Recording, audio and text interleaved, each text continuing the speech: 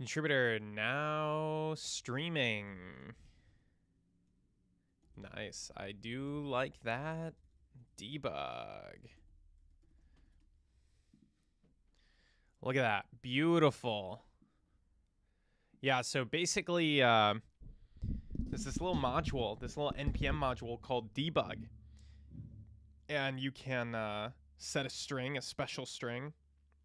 And if somebody sets an environment variable with your special string, debug lines come out. And it's really useful, and not enough projects use it. It's great for debugging, and you don't have to keep removing or adding console.log lines.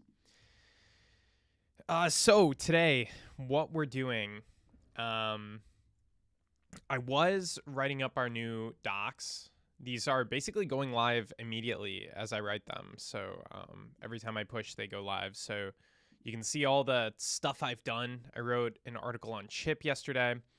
Couple things that are bugging me.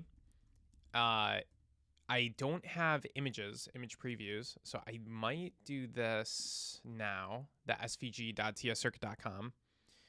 Add GitHub badge. That looks good. Oh, does not. Good job, Ansh. Good review. Yeah, let's check out the notifs, see if anybody has need of me. Little old me. Import types on server refresh. Looks like Rashab's on that one. Set token and print token. All right. We got people doing CLI stuff. I like it. Okay, good. Got some respect for the patterns of the project. I like that. Validate JWT length. That's a little bit weird. All right. I like it.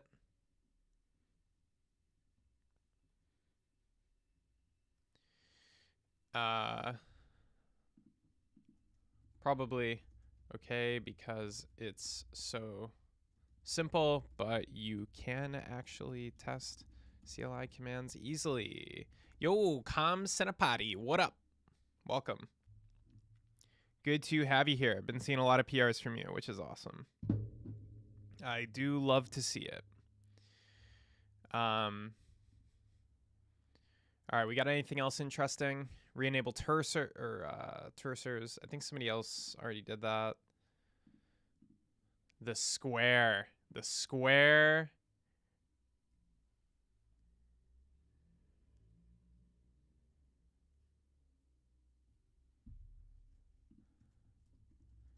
Option 2 is great.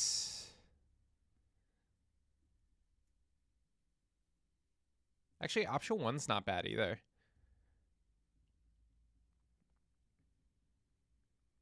Huh. What do you guys think? Got two options here. I made a big fuss. Out of him not giving me options, like just repeat, like for days, trying to control click instead of right click, open a new tab. Oh, you mean like for my notifications? Control click instead of right click, open a new tab. Oh, I see. Well, I'm on Mac. I don't know if that changes anything. I can try it. Control click. Yeah, that's a good hotkey. What do you guys think? Red square or gray square? My first thought was gray square, but this is for stopping the run. Maybe we do red square. Maybe it's fine. And I think that's what he currently has committed, probably. Let's see. Red 370. I think that's what he has committed. So then this guy's ready for approval. I can also test it. I can go to his deployment because he might have just left in the last thing. No, that looks right. The hover is wrong though. The hover is wrong.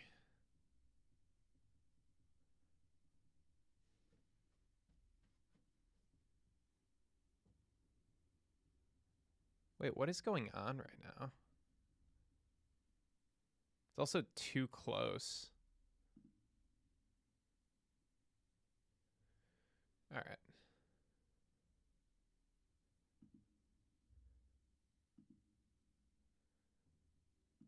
This is hard to take screenshots of too. All right, so we're gonna add a 2-second delay. Hover over that.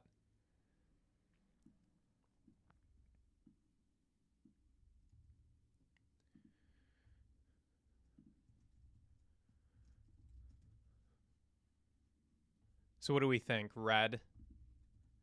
Is the red box generally good though? Red box.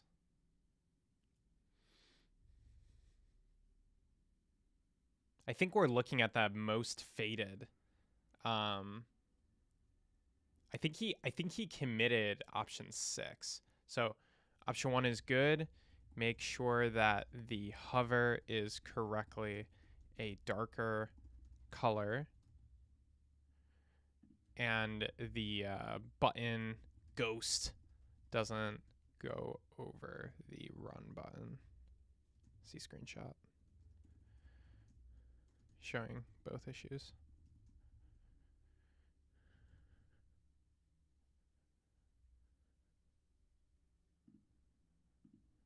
Darker red.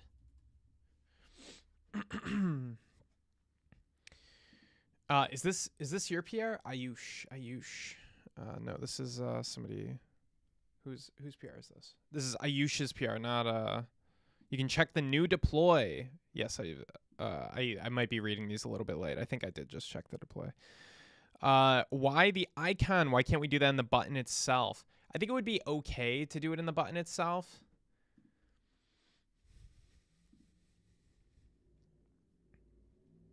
Like you stop it. Yeah, it is a little bit weird that it's not on the button itself. But I think this is fine. I think it's fine. Okay. We'll come back to that, I'm sure. That the button change going on for days is kind of crazy, but let's see. Set default port to 3020. Oh, geez, what's going on? Okay, so that's I'm sorry. Sometimes when you click on notifications, instead of showing you the PR, it shows me their commit that changed it. Okay. Is port available?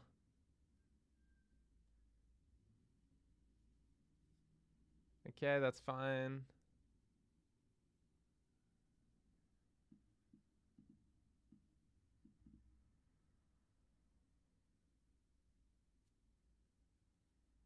Nah, this test is bad, dude. This test is bad. The test should bind something. I think I said this. The test should bind something to 3020. You're trying to test the increment. The test should bind something to 3020. Then check that the dev server goes on 3021 using a health check. Do not use it. Don't repeat the function is port available. It's not needed in the test. What's my timestamp? Reviewed on stream approximately 8 0 0 0. Reviewed on stream. Still no hotkey for that. Many people have made an attempt, but it's not one click. Nobody has given me the one-click link to YouTube solution. So update port 3020 with conflict handling. Okay, so I was actually, this is the other approach.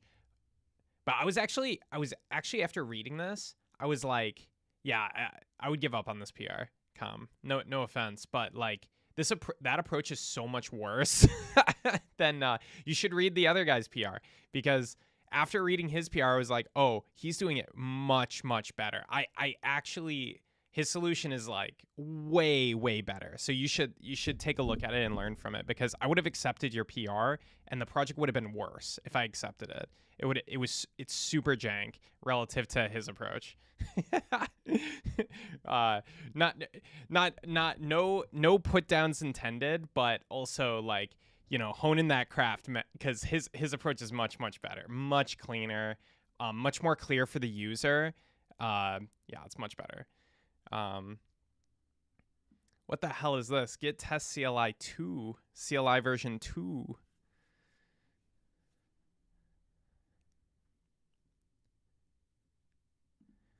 Just define a new function. Get test CLI 2.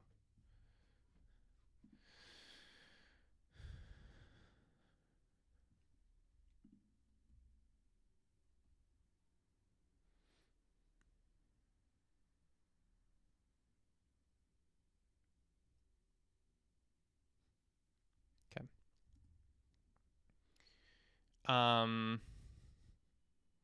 Relative or support.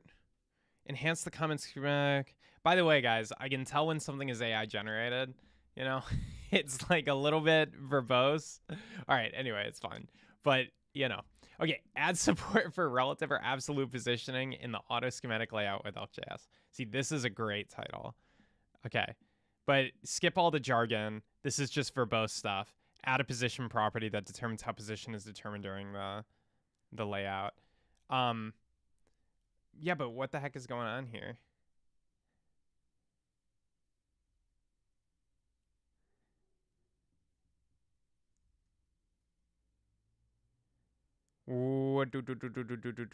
Layout mode, as noted in the screenshot, layout mode is a preferred key than position.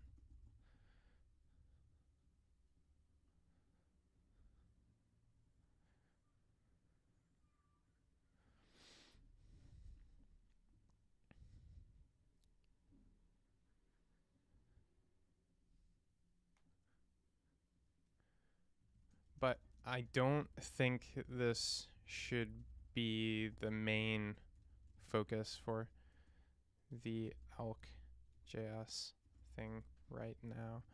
We need to determine if ElkJS can actually lay out a schematic properly. So ElkJS is a layout library. Let's see, what do we got? ElkJS is a layout library, and we're trying to evaluate if it could lay out our schematics automatically.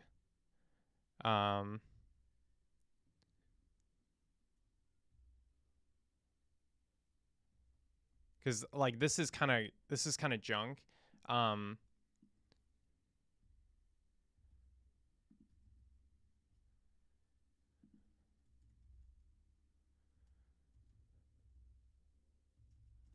This isn't yet an acceptable layout. Plus, without seeing the connections, it's very difficult to know if it's a quality layout. So this repo doesn't even have a proper test set up yet. Position relative or layout mode is more or less a hack to allow users to override a layout, but we should have good automatic layout first. But in my PR, you commented this is better. I got confused. No, Com, his approach is better. The wording might have gotten mixed up or something, but his approach is far, far better. I would study his PR.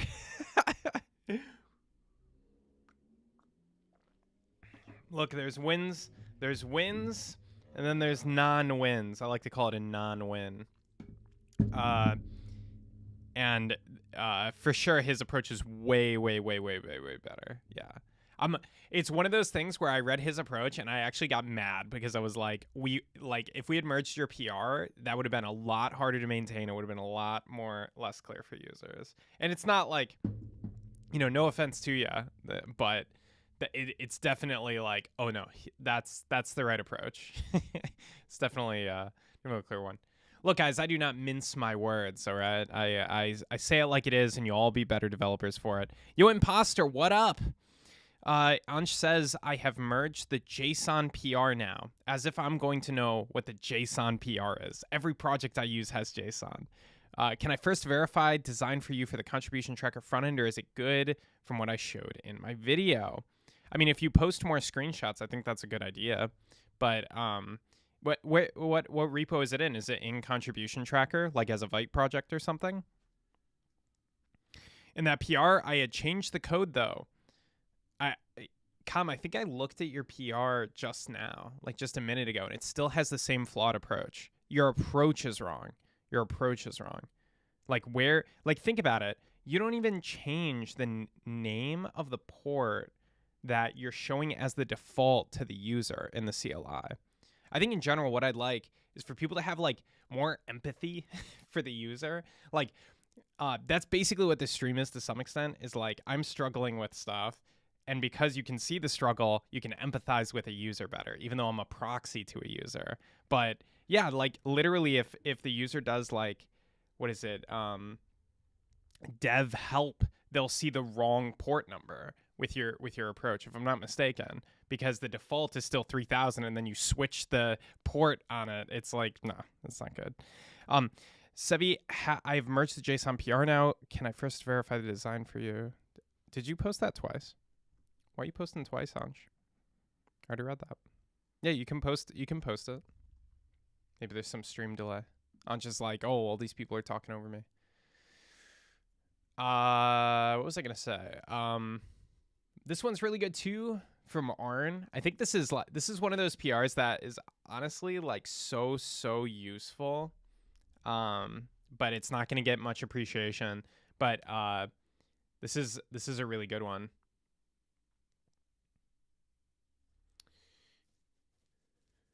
Yeah, this is a really good one. I think this one has a decent bounty too. What's the bounty at? 45. It's a $45 bounty.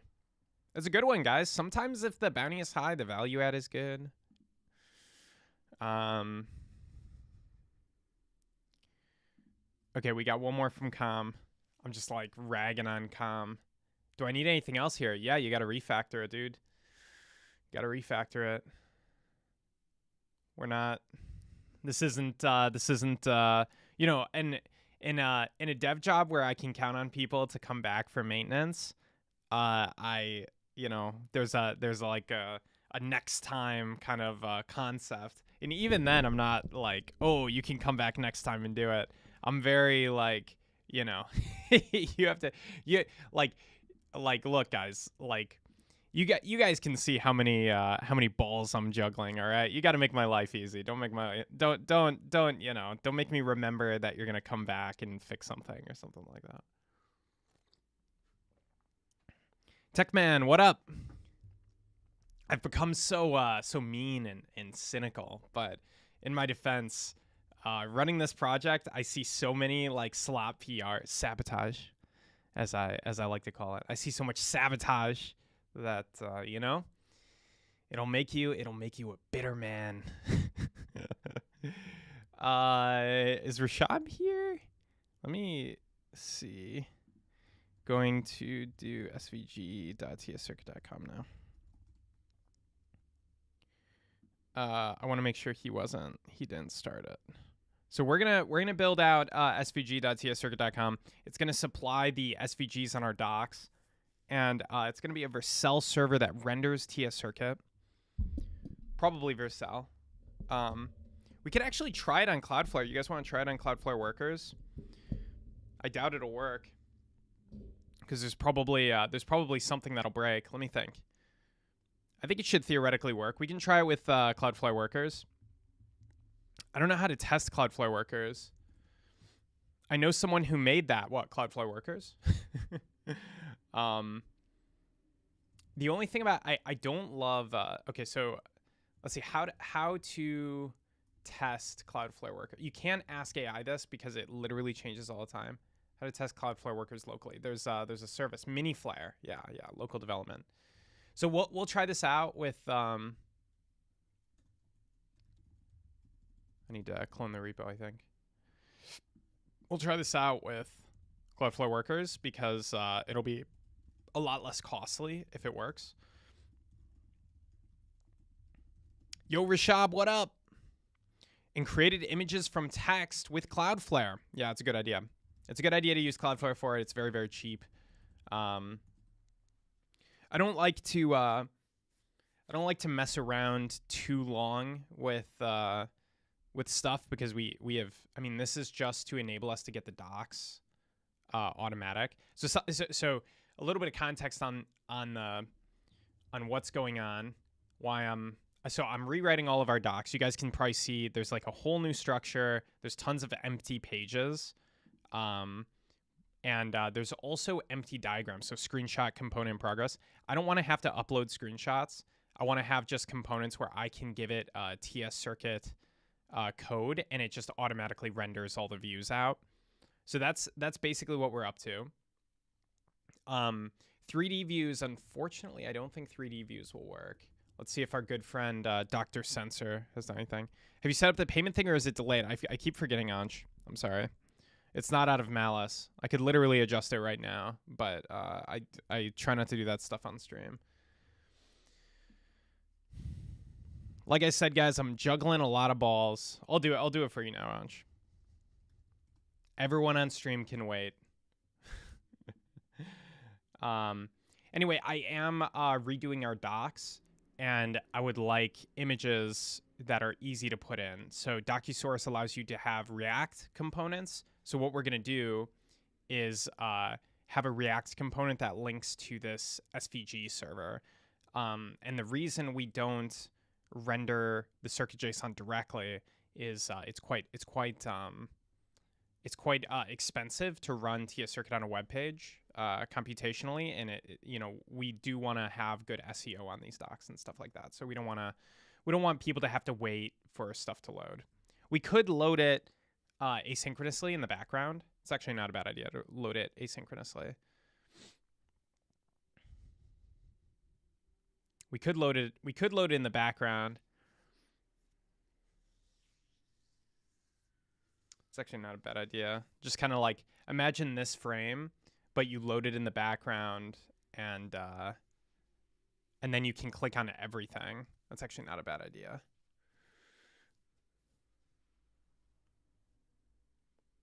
The other option is if all of the examples were snippets.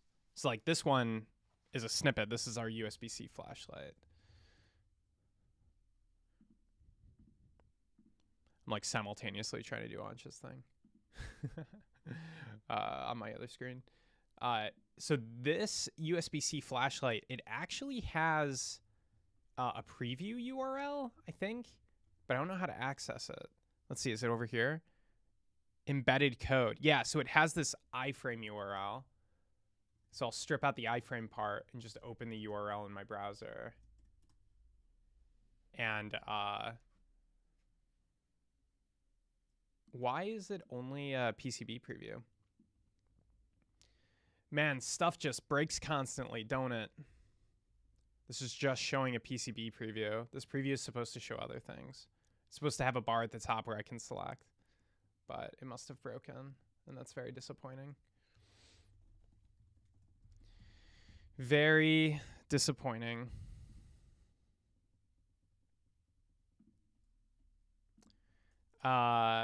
What is, okay, so preview page should allow you to select the tabs for 3D, for PCB, schematic, 3D, etc. Use the run frame circuit JSON preview. That's disappointing that that is broken. I am disappointed. But yeah, that is conceptually. It would be kind of cool to have this embedded in a little frame for the users.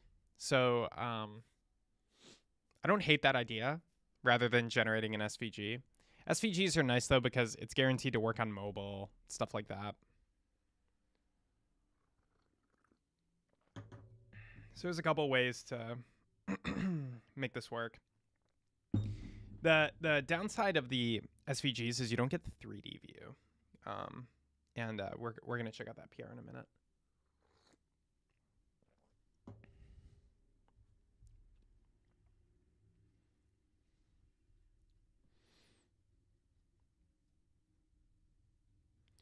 I'm still dealing with Anch stuff. All right. All right, Anch.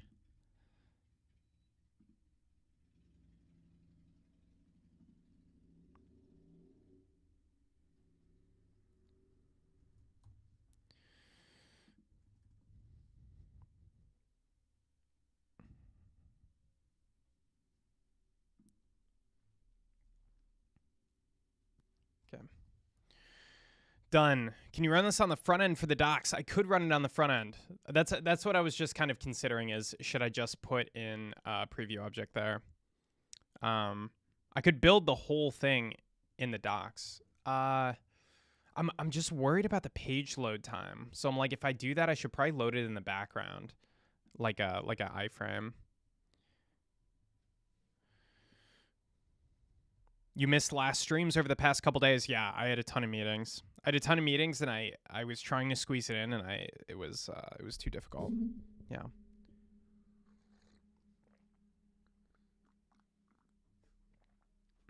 I did miss a couple days worth of streams.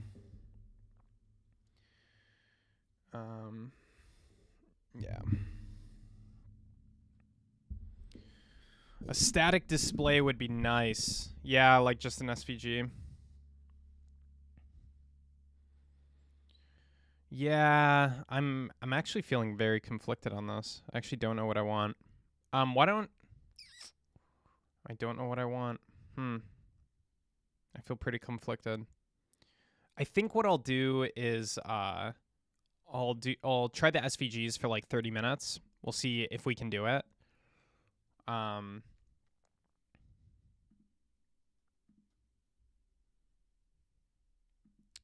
Yeah. Yeah, but I do feel a little conflicted on it. Okie dokie. Let's start a new project. So we got this Wrangler. I think I have to install Wrangler globally, which is the Cloudflare development tool. Wrangler. The last time I used this, I think it was very beta. Okay, so we'll do bunx Wrangler init. I like to check for an init command. They didn't tell me to do that, but okay. I want to create it in this directory. So it doesn't want to let me create it in this directory. I am very annoyed when this happens, but what I'm going to do is just like re-bootstrap this project with Wrangler. I think the docs should load really fast. Not sure we should do it in the front end. Yeah, I think you're probably right. Project names can only... Okay. They're being very anal about the project name. Template from a GitHub repo, application starter, hello world. Let's do hello world. Hello world worker using durable objects. We have no need for durable objects. We're going to use TypeScript. Do you want to use Git? Yeah. Like offended by the question. Do you want to deploy your application? Sure. Oh.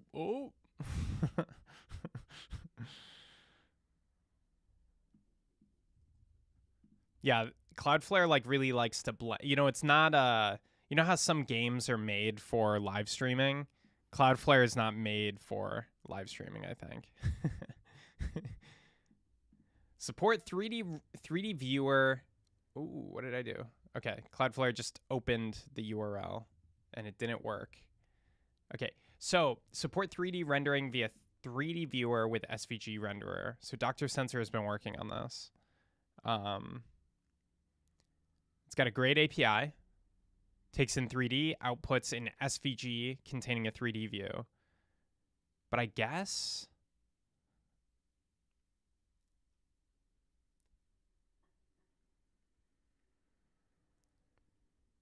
Convert...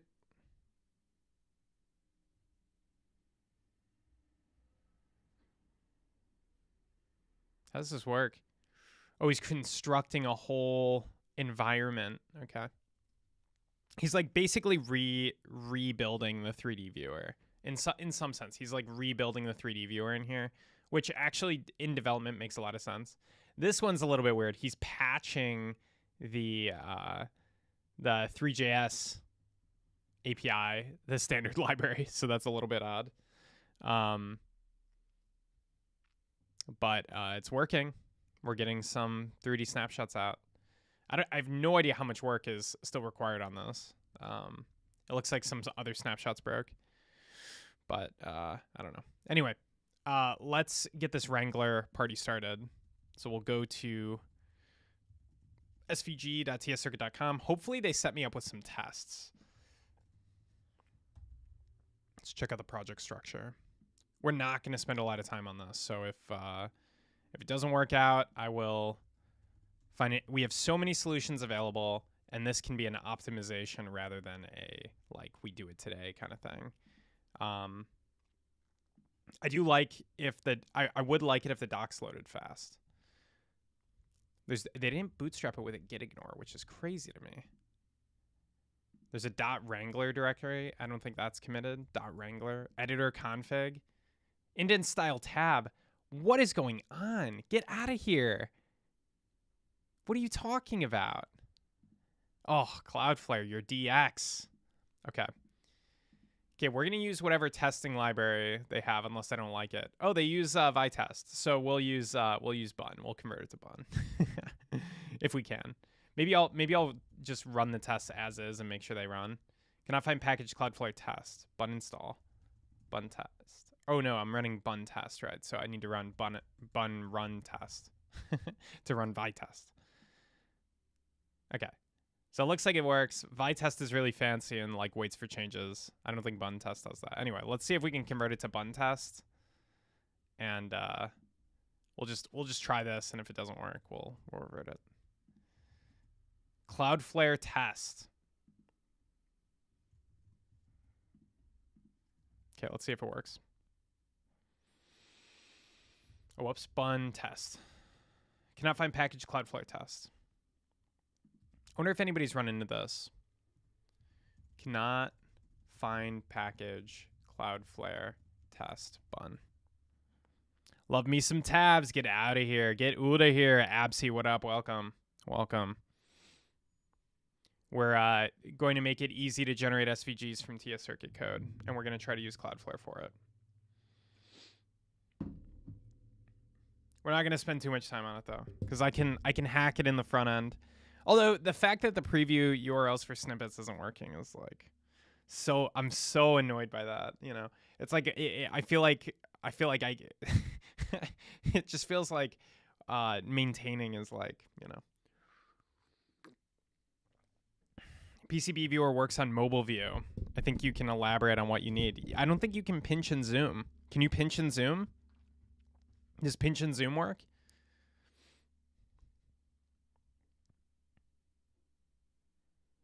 You guys are gonna make me pull it up on my mobile screen. I don't know if I can stream that. I didn't test it on my phone. What I looked at was I saw the screen sizes that people were going to tscircuit.com on, and I saw it was a lot of mobile, and they were going to like the editor page and other pages where they would want to use the PCB viewer.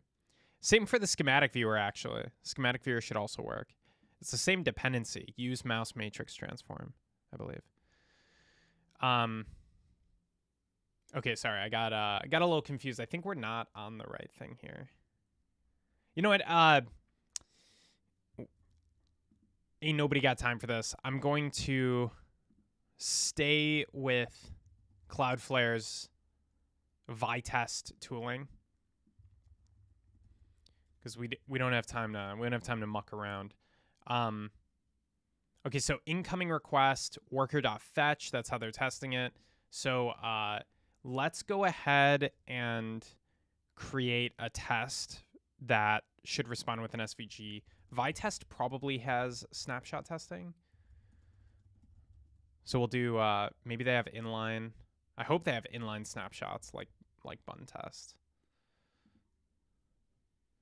Please. Oh, they do. Oh, it's probably where Bun stole it from. Where can I go to understand how to combine free routing output in DSN file to see DSN viewer routes? Where can I go to combine the free routing output in the DSN file? Rashab, can you elaborate on that? Maybe in a thread in contributor on Discord, and we can give Absi some code, because I think the only place we currently combine those outputs is on the back end. Yeah. Rashab can help you out, Absi, but basically. It's the DSN output, you convert it to circuit JSON, and then you extract the PCB traces, and then you add the PCB traces, and we can probably share a snippet of code. And maybe we should export that snippet from DSN converter just to make people's lives easier as well. So anyway, we have the 2 match inline snapshots. So what we're going to do, we're going to say example.com, and we're going to add the sort of like an encoded snippet into it. So there's a module for encoding snippets, for compressing them for usage in a URL. I think it's called like create snippet URL.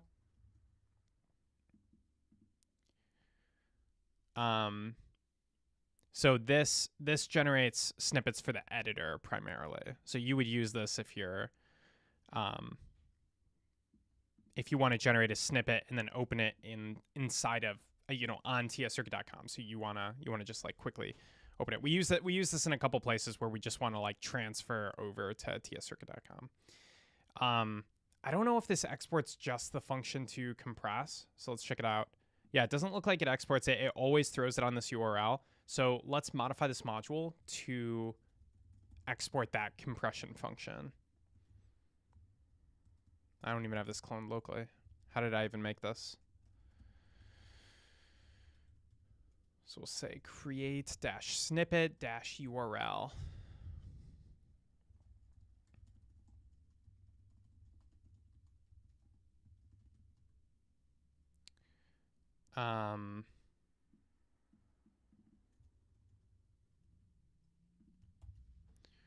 Okay, let's see if we can get that guy out. We're also going to do some work on the CLI, hopefully this stream. Hence the name, make the CLI great again. Okay. Something I haven't done is upgraded to Bun 1.2. I should probably do that. Let me do that now. Nice, 1.2. Hopefully nothing breaks, but now I'll be the first to know. So we'll export a function, get compressed snippet string.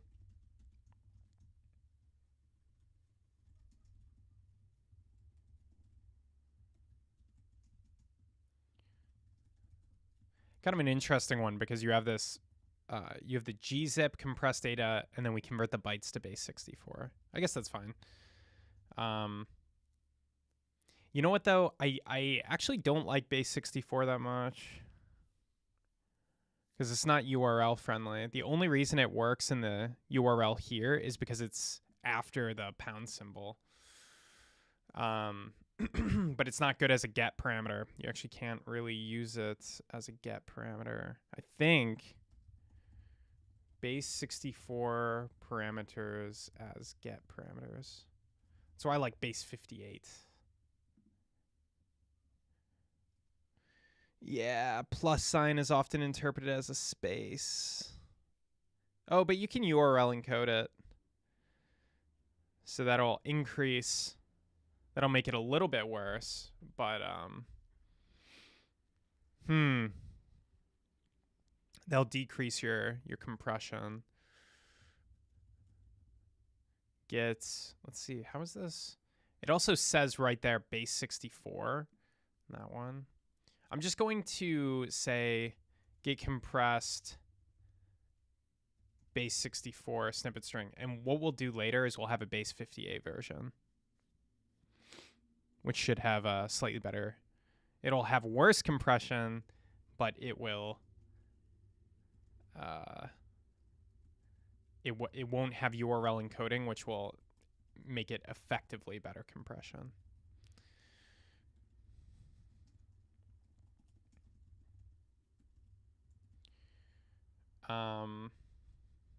Okay.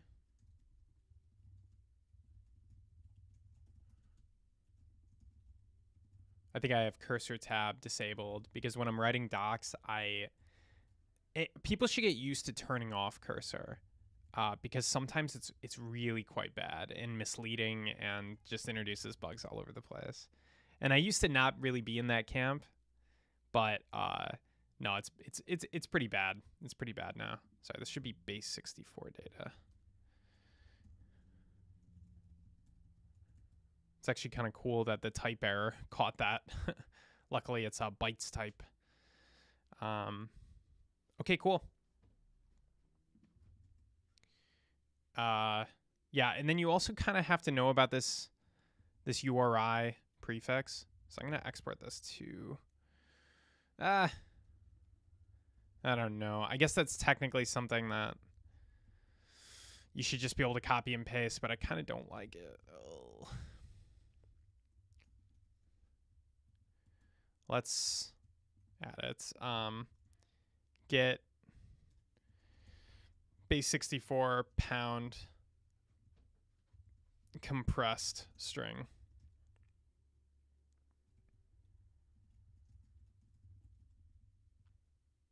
It's a little confusing, but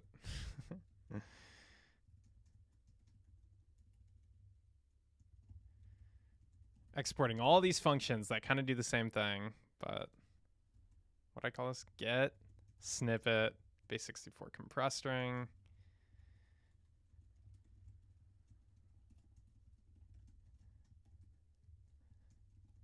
Just a couple ways to use this, because you could want to use these in any of these ways. You might even want that compressed data, but I'm not going to export for that for now. And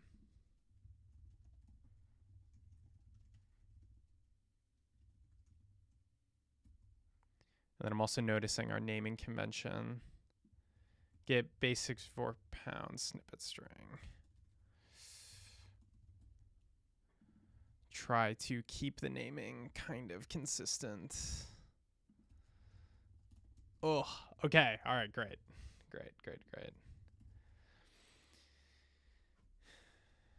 Oh, there's a slight difference now. I don't know what that's about. Why would there be a slight difference? That might be, I don't know. It's kind of crazy. Somewhere in our test, when putting this string together, doesn't like it. I'm going to certify the change, even though it may be not correct. I mean, we could just go to this URL and see if it still works. If it still works, we're good.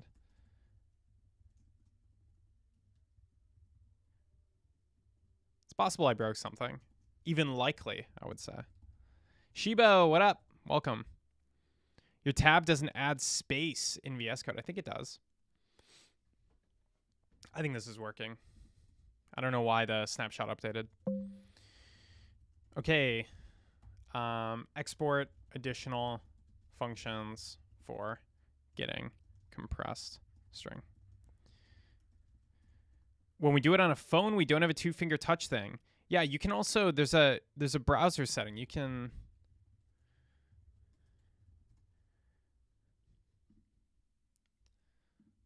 So this is the PCB view, right? So I can open up my browser, go to Elements. You know, I never do this stuff, but there's there's a way to do two-finger touch. There's a way to simulate it. There's a way. You just got to trust me. There's a way to simulate two-finger touch. Simulate two-finger zoom Chrome. You gotta keep in mind, people like use like Chrome for like serious development and stuff. Shift plus mouse click. Okay. You know, it's showing a weird symbol on my laptop, but yeah, shift plus mouse. Yeah, okay, there we go. So for me, I hold shift and then I mouse click. I think that's doing it. And you can see it's not zooming in properly. It's not zooming in on the PCB.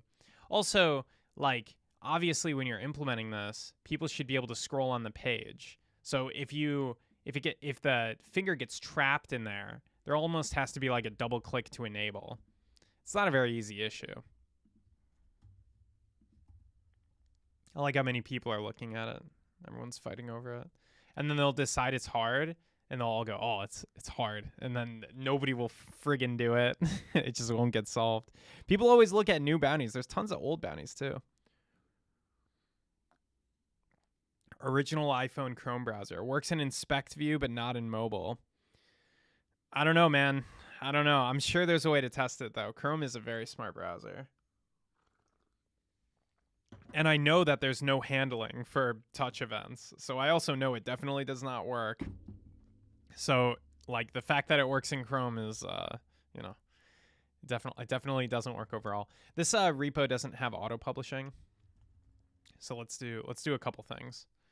I'm using DeepSeek, by the way, when I use Aider now. So I switched over to DeepSeek just to try it out. Add more library usage to README.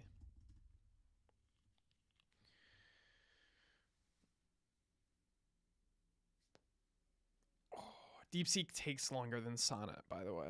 So you're not like necessarily missing out. Has DeepSeek done better than Sonnet for me? I would say slightly. I would say that percentage increase on Aider's leaderboard is about right. It's done slightly better. Like, you'll get it and you'll go, yeah, that's slightly better, but it's not going to solve any groundbreaking problems for you.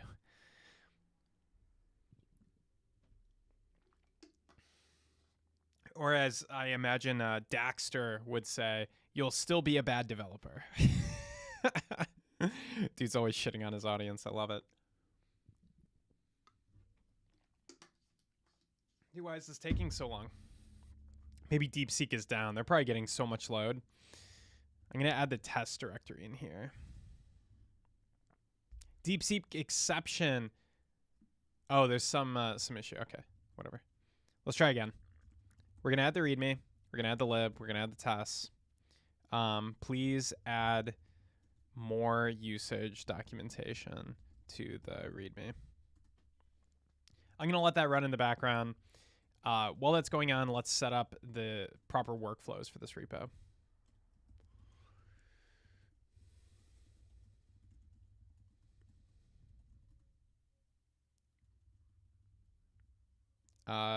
We'll just do release and test for now. We won't do format or anything like that. We can do type check too. You know what? We can do it all. We'll do the whole thing. Format check. Do you have Claude and ChatGPT new versions premium one? I don't use the, I see Llama. I'm using DeepSeek from DeepSeek. This goes to the DeepSeek server. So I'm not using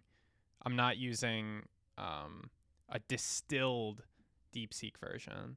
You can see it's very cheap too. That wasn't even a cent. Where is the Tia Circuit hat today? I don't know, man. Sometimes I wear a hat, sometimes I don't, you know. I'm not defined by my hat. There's a person under that cap, you know what I mean?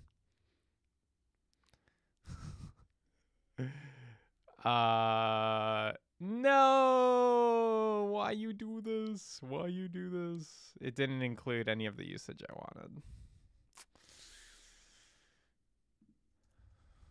That is disappointing, to say the least. That is disappointing.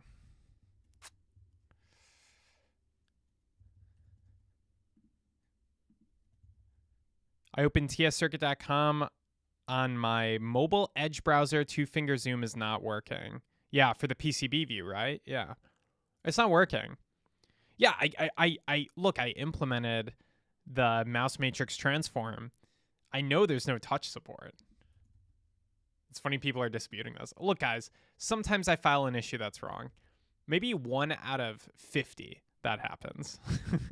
The rest of the time, there's a legit issue. Probably why I need to do it on stream more often. Set up auto publishing. That's just gonna have to be a hidden function, I guess. DeepSeek didn't add the usage. You know, Gen Z professional programmer. Yeah. My expectations are are up there.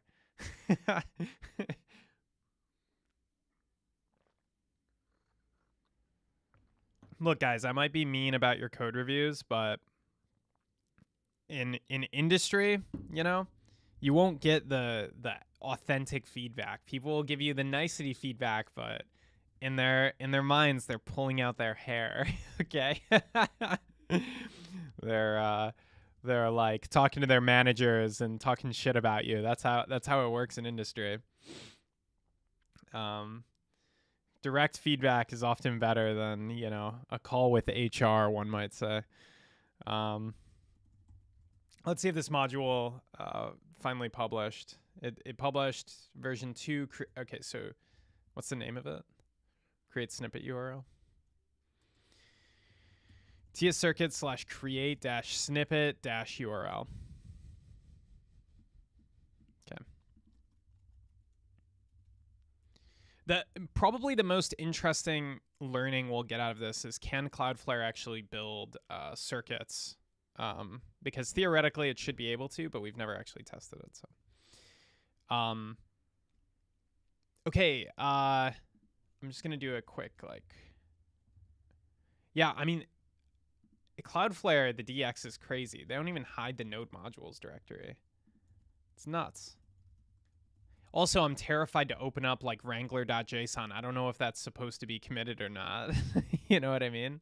Like, I don't know if it's stream friendly. I like how they set up Prettier. That's great, but we don't use Prettier. Sevi, how can I tell people that I'm a TS circuit maintainer and a long-time contributor without a cap? Yeah, I guess that is a struggle. That is a struggle. We can probably send you a cap. I need to think of some you know, some like way to win it though, because if I just send you a cap, I feel like it's not as meaningful as if you were to win it. You know what's confusing is I thought I just upgraded Bun, but I'm seeing it gave me the binary lock file there for a second. So let's switch to the text-based lock file. It's better for I need an honorary mention and a cap. Yeah, I mean, look, guys, I don't know. Look, I will definitely send out caps at some point. There'll be a new way to win caps. But if you really want a cap, I would say these are very reasonably priced. Our margin is very low on these caps. And look, you've got two styles. I prefer TS Circuit hat number 1. But this one is, you know, also a hat. Anyway, swag.tscircuit.com. Make hoodies. We are going to make hoodies. Hoodies, the awards are going to go, I think it's going to go cap. And then it's going to be cap. Or it's going to be shirt, cap, hoodie. Or shirt, cap. And then actually, I think hoodies might be even further. We're going to have also circuit boards you can win. Like the contribution board, when it actually gets finished, we will actually send people contribution boards. And you can show off how many commits you get on GitHub. And then I will remotely hack it so that it only shows commits to the TS Circuit project. Okay, so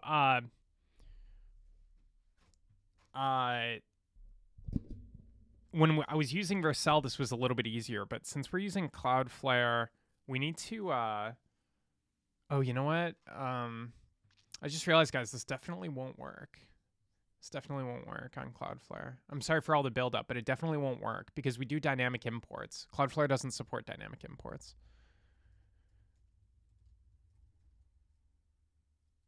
I don't think you can't use eval. Dynamic imports are not yet supported, yeah. And we need that because we dynamically import other snippets. Let me think for a second here. Is there any way around this? Cloudflare worker eval.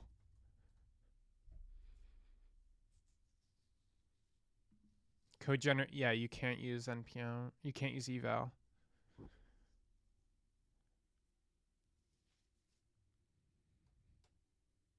Workers for platforms. Workers for platforms deploy custom code on behalf of your users or let your users Your own code as a wrapper around your user's code.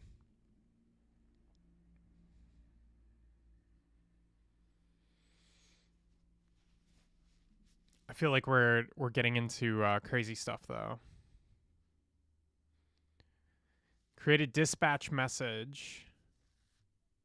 Dynamic dispatch worker.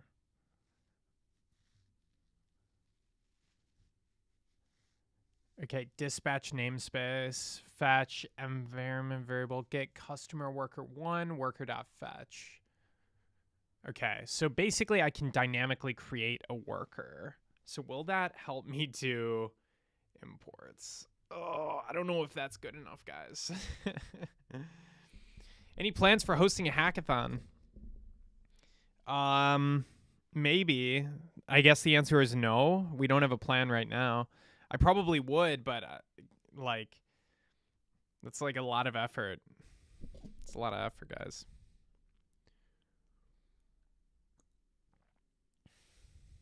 You know, I was talking to somebody yesterday and they were like, whoa, you're doing a stream and doing a startup and you don't have like, you know, co-founders? And I was like, yeah. And they're like, that's a lot, man. It's a lot of work, guys, you know? So basically what I'm saying is I probably would do a hackathon, but organizing that just seems like a lot of effort. Good luck with this. Gotta go. Thanks, Imposter. Have a good one. Let's see. Yeah, Rashab does have a hoodie. Rashab, you can put the hoodie up on the swag store if you want. I don't know how long the swag store is gonna last. We might be taking it down because it costs money to run that thing. Okay, so anyway, we can't use Cloudflare workers for it. There's no dynamic import. We use dynamic imports to load in snippets. So done with that. I'm debating just doing a client side render to get this out of the way as quickly as possible. Client side render with an iframe or something.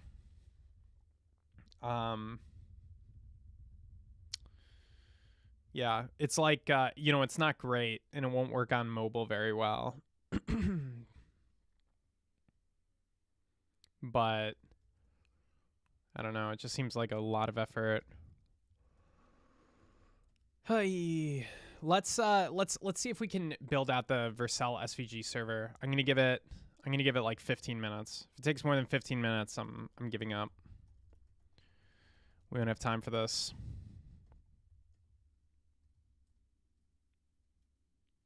Give me a hoodie as well. Don't you think I'm valuable? The bar for a hoodie will be very high. I can say that much. The bar for the hoodie will be very high.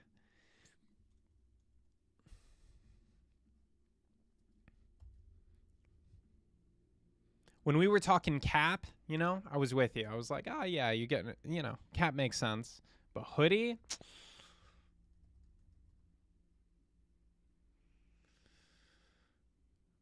All right. So Bun initialized some stuff for me. We even initialized with the regular or the text-based lock file, which is cool. we can put that up in the future when we are full on with the swag store. Yeah. Okay, so making a Vercel. So we're probably going to deploy this to Vercel for ease of use. We could deploy it to Fly with cache headers or something like that. That would actually be better in many ways. Should I deploy it to Fly? Thinking. So the problem with Vercel is there's a max execution time.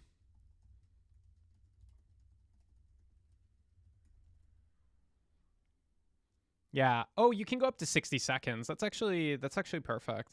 Oh, you can even go up to 300. We have Pro. Wow, that's great. Yeah, no, that's fine. Okay, we'll start with Vercel. Doing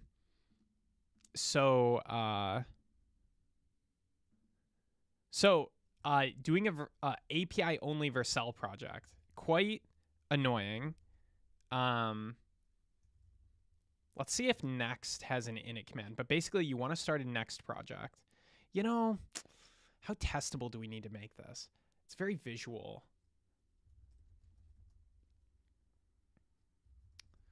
Yeah, I'm almost wondering.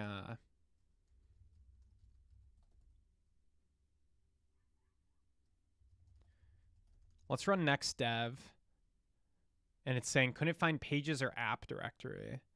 So in our case, because Vercel probably doesn't support eval either. Vercel app, edge, runtime, eval. Let's see if they support it. I don't think they support it.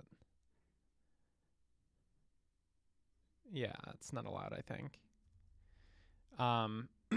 So we need to use regular lambdas on Vercel. Was the bar for hoodie? I just want to jump that bar. Please make a hoodie with a crazy design so everybody asks where you got it. Yeah, that's not a bad idea. I don't know, guys. Yeah. Also, designing a hoodie takes time. If everybody would just contribute better so that the product was better and didn't have so many gosh darn bugs, then I could go get money and then I could do lots of fun things with all that money. But you know, that's not quite the situation here. I might use winter spec for this because that'll support multiple deployment targets long term. But it is kind of annoying to initialize a winter spec project, but let's do it anyway. Winter spec is our HTTP framework that we use for everything. And yeah, it has a template. Let's look at the routes documentation. So we need to create this file with winter spec. That's like the most important one. Do we want to do it this way? We could do it even simpler. Sorry, guys. I'm kind of mulling over how I want to do this. It's such a simple application. I think I won't use winter spec, but what I will do is make an edge compatible endpoint. So we'll say endpoint.ts.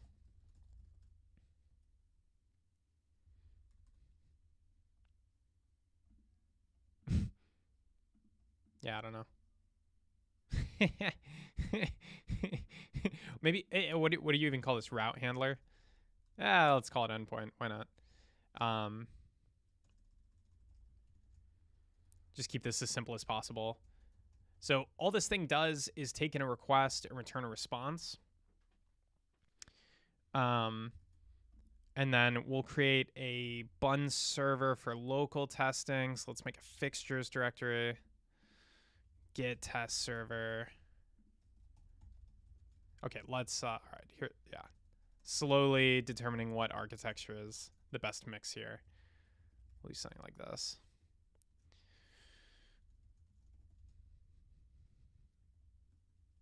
So we're kind of just bootstrapping a server. It's a very simple server, right? But there's nothing to run this. So we're gonna make a sort of a bun test fixture to run this. A lot of people, they want to run their server locally right away, but running it in tests is fine.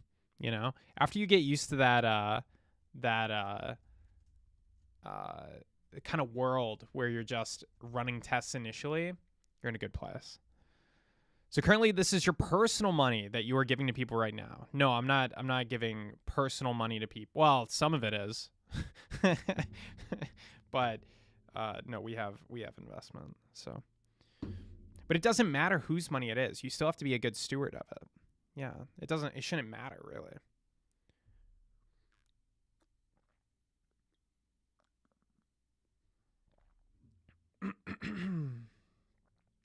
People always want to talk about money because the world of like startups and VC has all this money for some reason, but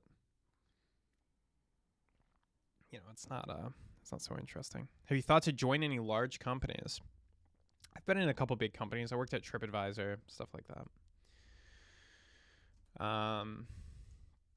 It's not my cup of tea. And it's not that I don't like it. It's just that I feel like my brain is rotting every moment I spend at a big company.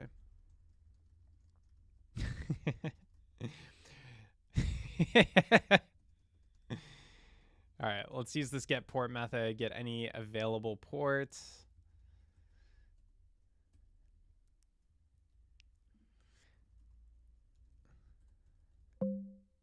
Also, I think there's, for me, it's like, not to get on my high horse for a minute, but for me, it's an ethical obligation to make new things and not optimize. Big companies are really good at optimizing things. They don't make too many new things for the most part. They're mostly optimizing things. So I see it as an obligation to create something new.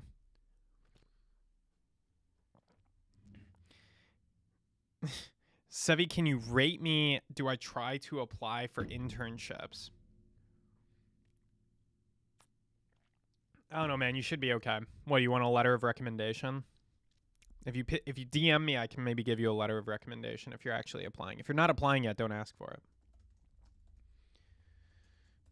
Let's create a KY instance that points to our server. It's just a convenience thing. You know what? We don't even need it. This is such a simple server. So get server URL, and then I'm kind of guessing, but we need to do bun with our port, and then fetch is just going to talk to our endpoint. So we'll import our endpoint. Some people would call it a handler too, but I hate the name handler. I think endpoint is clear enough.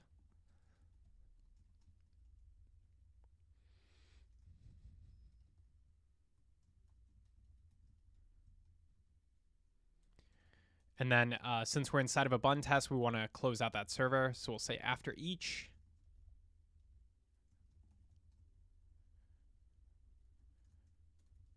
After each test, we're going to do server.close or server. Let's see what it is in bun. Server.stop, maybe stop. So that way we free up those ports. Okay, let's make a test. We'll say health.test.ts. Always good to have a health endpoint handling. So in the still your skill set, you can charge crazy bill. What are people talking about?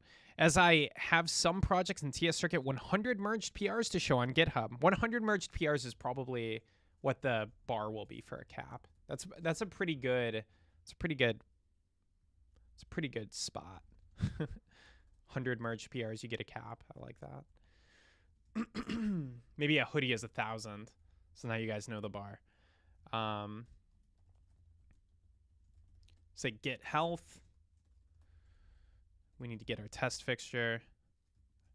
I'll re-enable cursor tab.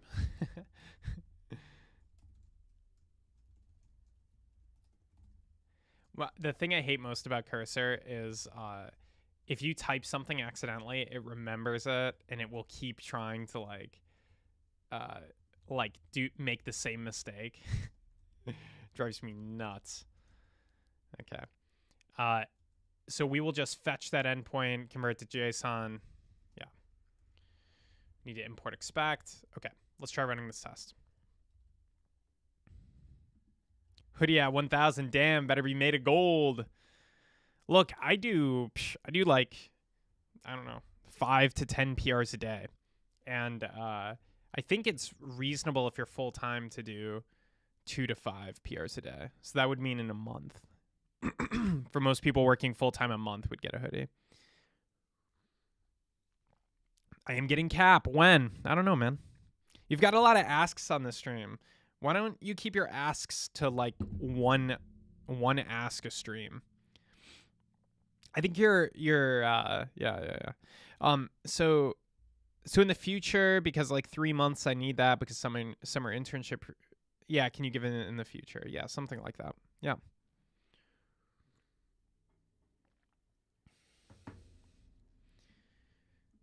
Okay, so it didn't read the endpoint properly. Cursor also seems to never have the right context. I don't know. All right, so the health endpoint is working because we always return this. But let's add special handling. So if it's the health endpoint, we'll return that. So we've got our server test working. Now let's make sure it can render an SVG. So we'll want to use snapshot testing for this, but let's just get the code working first, and then we'll do the snapshot testing after. So SVG, yeah. Do we want to do anything here? Yeah, I think that's fine. SVG test TS. I'll copy over the health test. Always a good server test to copy the health test. Gives you the basic setup. And then I can't remember the format, but there is a spec on this project, so we can look up the format. Bye. Good night, Sevi. I think I asked too much for one day. That's right. But have a good night. Have a good night. Appreciate you stopping in. So you're supposed to do code equals encode URI component. We could stick in the base64 encoded URL there, maybe. Excuse me. Yeah, we could stick that in.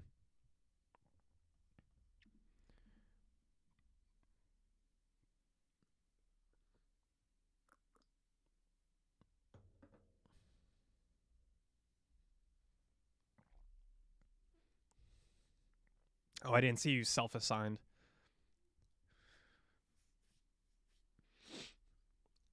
I think there's a couple things we need to do this really well to execute the code, but let's just get this looks fine. Let's just get the test working, and then we'll figure out what we need after the test is working. So get with basic TS circuit code get or basic TS circuit code to SVG conversion. And we'll say PCB SVG. Okay, so that's the one we want. Do you watch movies at all, or do you work 24/7? I've been playing a lot of Helldivers, so I definitely do not work 24/7. I take breaks. Hour and a half of leisure. But no, I don't work. I feel like once you have customers, you start like not sleeping. Once you have like customers who need you around the clock. So the early stage days when you don't have to wake up in the middle of the night for customers is kind of it's kind of like not, you're not quite at max. Your brain is a little healthier for it. Yeah.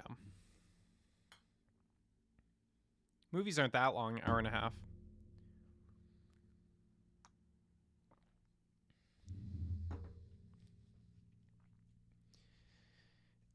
Snippet. What was that? What was that parameter in that issue?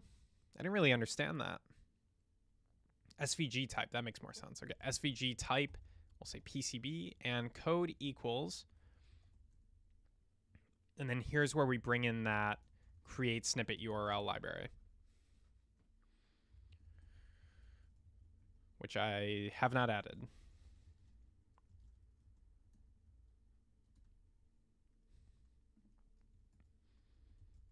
Okay, so we're going to import create snippet URL.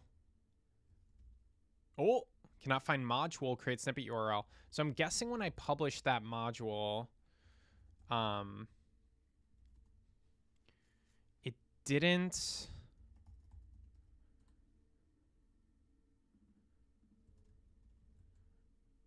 build properly. Let's see. Yeah, I think we're missing a build step. Sometimes you have to manually add this build step. But everything else looks okay. So let's just push that. Add build step to release process. Hoping for that day when we have 1 million customers. 1 million customers is a lot. But maybe. Yeah, for that we need to have features that are worth paying premium for. Like a really, really good auto router, cloud auto router. Perhaps a GPU-based cloud auto router. I think a lot of, my time isn't very optimized because I run so many experiments, and particularly on auto routing, it's crazy. Like 30-40% of my time each month is spent trying to figure out the auto routing problem. So if somebody wanted to instantly get a job at TS Circuit, they would just have to build an auto router that was decent.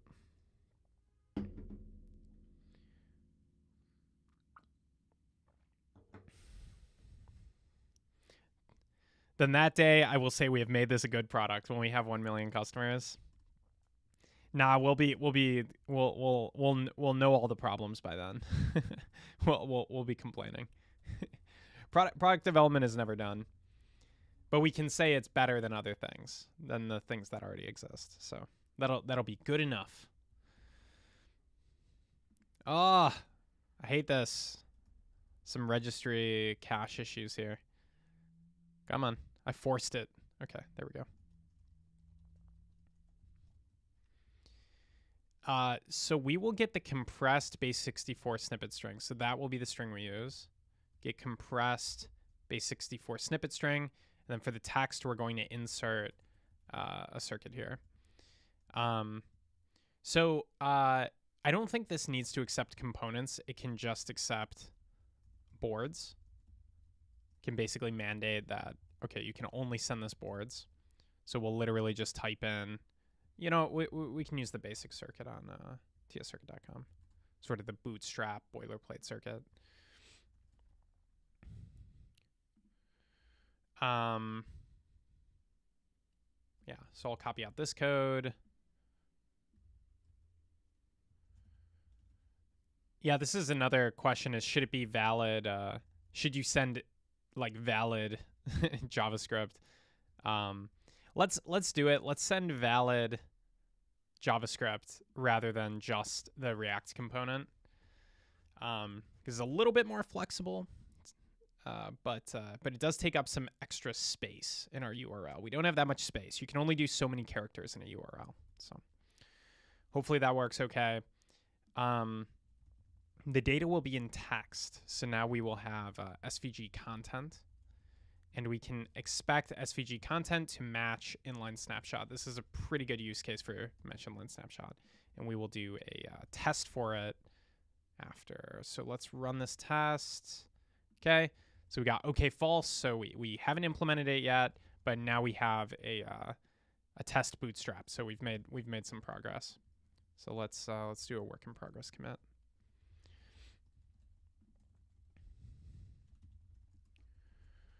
Work in progress, SVG testing setup.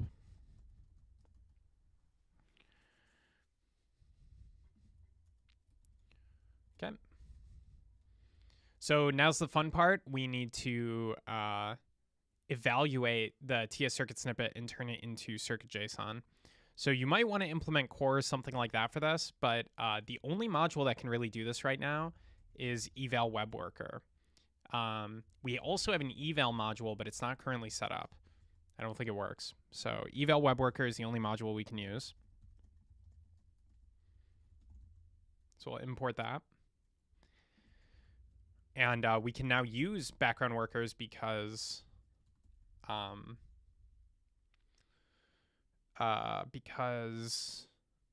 we are in a Lambda, and Lambdas can have multiple threads and concurrency. You can't do that on Cloudflare.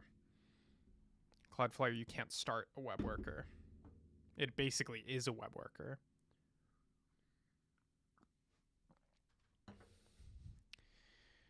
So each request that comes in, we'll create our worker, create circuit web worker. There's some things we can give it. I don't think we need to give it anything. We could give it the blob URL. That way it loads faster. So we'll do that. So if I can import, yeah, I think it's / blob URL.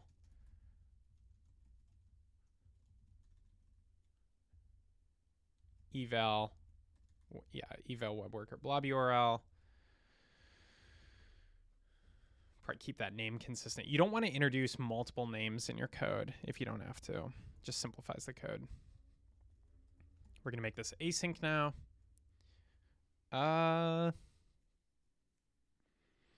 Have you met any celebrities or want to meet them? I don't know. I've met pretty famous YouTubers. I was invited by Theo Brown, T3, to a YouTuber party once, and I felt like the least I actually probably literally was the least popular person there. People had like 5 million subscribers and all of this, and they were awesome. And I was like, wow, you guys are some of the most impressive people. And you know what's interesting too is like, it's like any party if you go to like a teacher's party or something like that, but like we're from such different worlds that people weren't very curious about the startup scene or anything like that. They were talking about content. You know, they were just talking about YouTube and content and stuff like that. So I had a little bit less to offer. Yeah. But very cool people.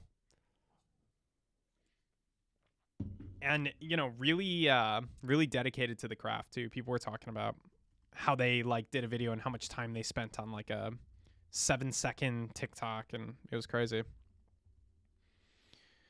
Let's do execute with file system map.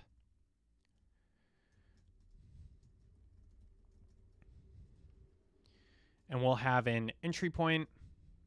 So it can be a little bit tricky to figure out how to use the eval web worker. I wish this was easier, but basically this thing is going to run some code for us, and it can take in an entire file system. So you can give it an entire file system, and it's going to run it all. So we almost always have an entry point, and then we have the user code, and we're going to import the user code from /user code. And we'll have this file. So we're just setting up the file system right now. Oh, we also have to parse. Ooh, create snippet URL doesn't have a way to parse that base64 encoded data. I just realized that. Yeah, he is the tech guy, but it's good to hear insights from the YouTube world. Yeah, definitely. Yeah, and also like on YouTube, your credentials, like you have a number, you know what I mean? It's like you're scored, you know?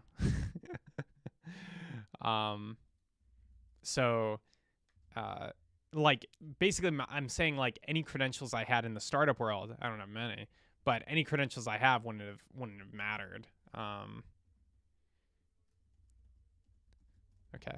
We're going to add to this library a way to decompress a URL.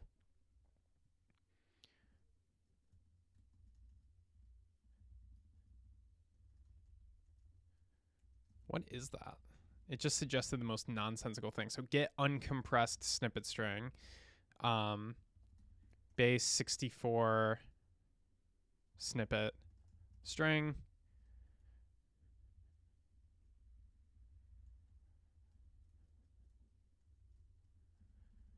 compressed snippet string.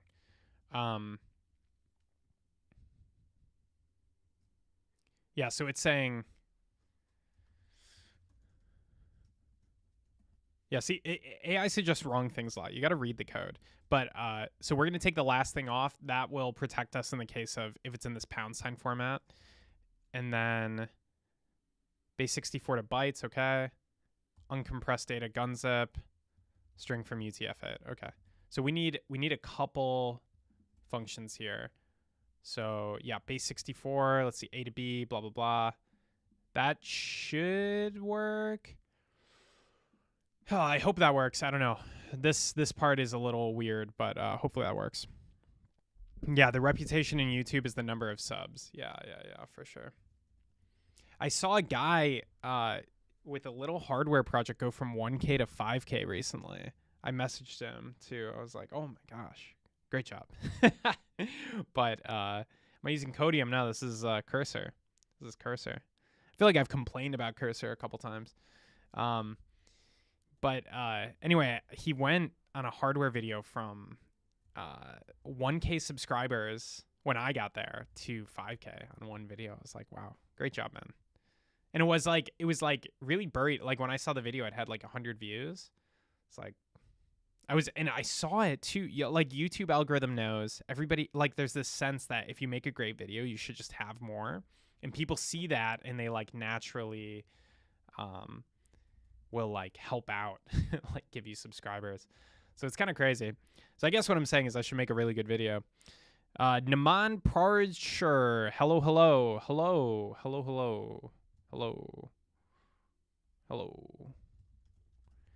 Okay, so get uncompressed snippet string function. Whoops.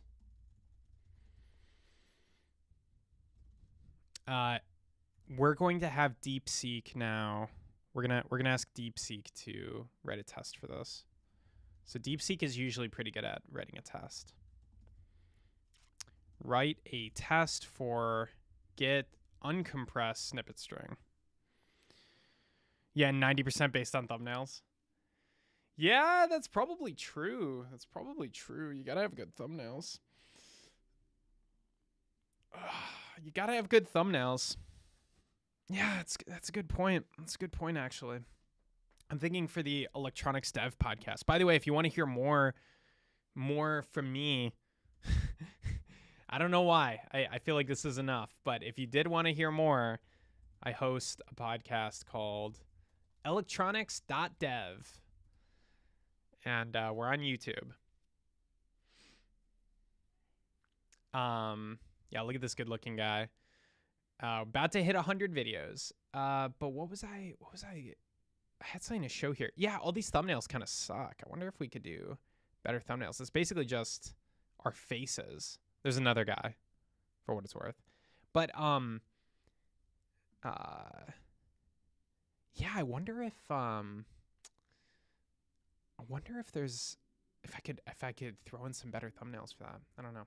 Anyway, subscribe to that podcast if you just love my candor. What are you building? Today we are building a thing that converts TS circuit code, which is code that describes electronics, to SVGs. And we're currently working on the module that converts it into a compressed string. So we compress our string, and then we put it into base 64. Base 64 is not compression. So we compress it, then put it into base 64 so that it can go in a URL. Oh, you know what? It's stuck right now because it's trying to get the... it's trying to figure out how to do gzip encoding. You're not going to be able to do that, buddy. All right. Let's see how it did on the test. So... Oh, it didn't commit anything. It gave up. Let's copy it out. I guess that's an unfortunate part of LLMs and snapshot testing, is that they're not going to be able to, at least until they figure out how this works, they shouldn't be trying to match the snapshot. The snapshot is created after. All right, so test 2, decompression. It bothers me that, I'm going to sound like a noob if I say that we're compressing and we're using base 64 in the same sentence, because base 64 is not compression, but we actually are compressing. Let me throw this question out of the box. What do you think? Will the influencers rule the AI world? Probably not. Will the influencers rule the AI world? I think having an audience has always been a strategy for any business. Having an audience. PR firms are kind of dead, to some extent. So you gotta know how to play the game. So is influencing useful? Yes. Will influencers rule the world? I think it's just one discipline of the many that you need to get shit done. Okay, so decompression test. Let's make sure the whole test suite runs too. Yeah, so it was modifying our whole test suite. It got so confused it modified our whole test suite. So revert test 1. Let me throw this question out of the box. I think you combined 2 expressions there. I think you combined thinking out of the box and let me throw this question out. Let me throw this question out as another expression. It's just kind of funny. I don't know. Maybe let me throw this out of the box is common. See ya. Okay. All right, we did it. It's gonna publish. We can use that soon. That way we can decompress the URL. And the reason we did that is because this user code TSX, we weren't able to set this because we weren't able to decompress the URL. So eventually we'll have like get decompressed, yeah, something like that. And we'll say user code equals get decompressed. We'll have to parse the code out of the URL. So let's get the code parameter out of the URL. Do you manually build shorts for electronics dev? We have a guy who builds them, but he also uses AI to find the right parts. So we're working on our shorts game. I think our shorts game could use a little bit of work, TBH, to be honest. Okay, let's try upgrading this module. tscircuit / create snippet URL at latest. Let's see if we can get that up to date. There we go. Version 4. Get uncompressed instead of decompressed. Oh. That is regrettable. That name. And then instead of the request URL, we're going to say code. We'll rename this to compressed code. We might have it in the future so that you can just put the code in as a string, as an encoded URI string. But it can't get very big if you do it that way. Can't do as much. Mars, howdy, what's up? Welcome to the stream. I don't know what's going on here. Oh, add missing properties entry point. So it's just going to be entry point.tsx. We have to rename this one too. Okay, so this is the code that's going to run when a user calls this endpoint. Let's see if the test works. I have no idea if this will work. Yeah. I don't really know if this will work, but let's run this test. Cannot find package comlink. Okay, so it's like a peer dependency or something. The string contains invalid characters. Okay. Not a huge fan of that, if I'm going to be totally honest. Let's take a look at the compressed code. I'm guessing this has something to do with the like the encoded URI characters or something. Okay, so this is the URL we're getting. I don't see any percentage signs. I do see a space. It shouldn't be possible to have a space.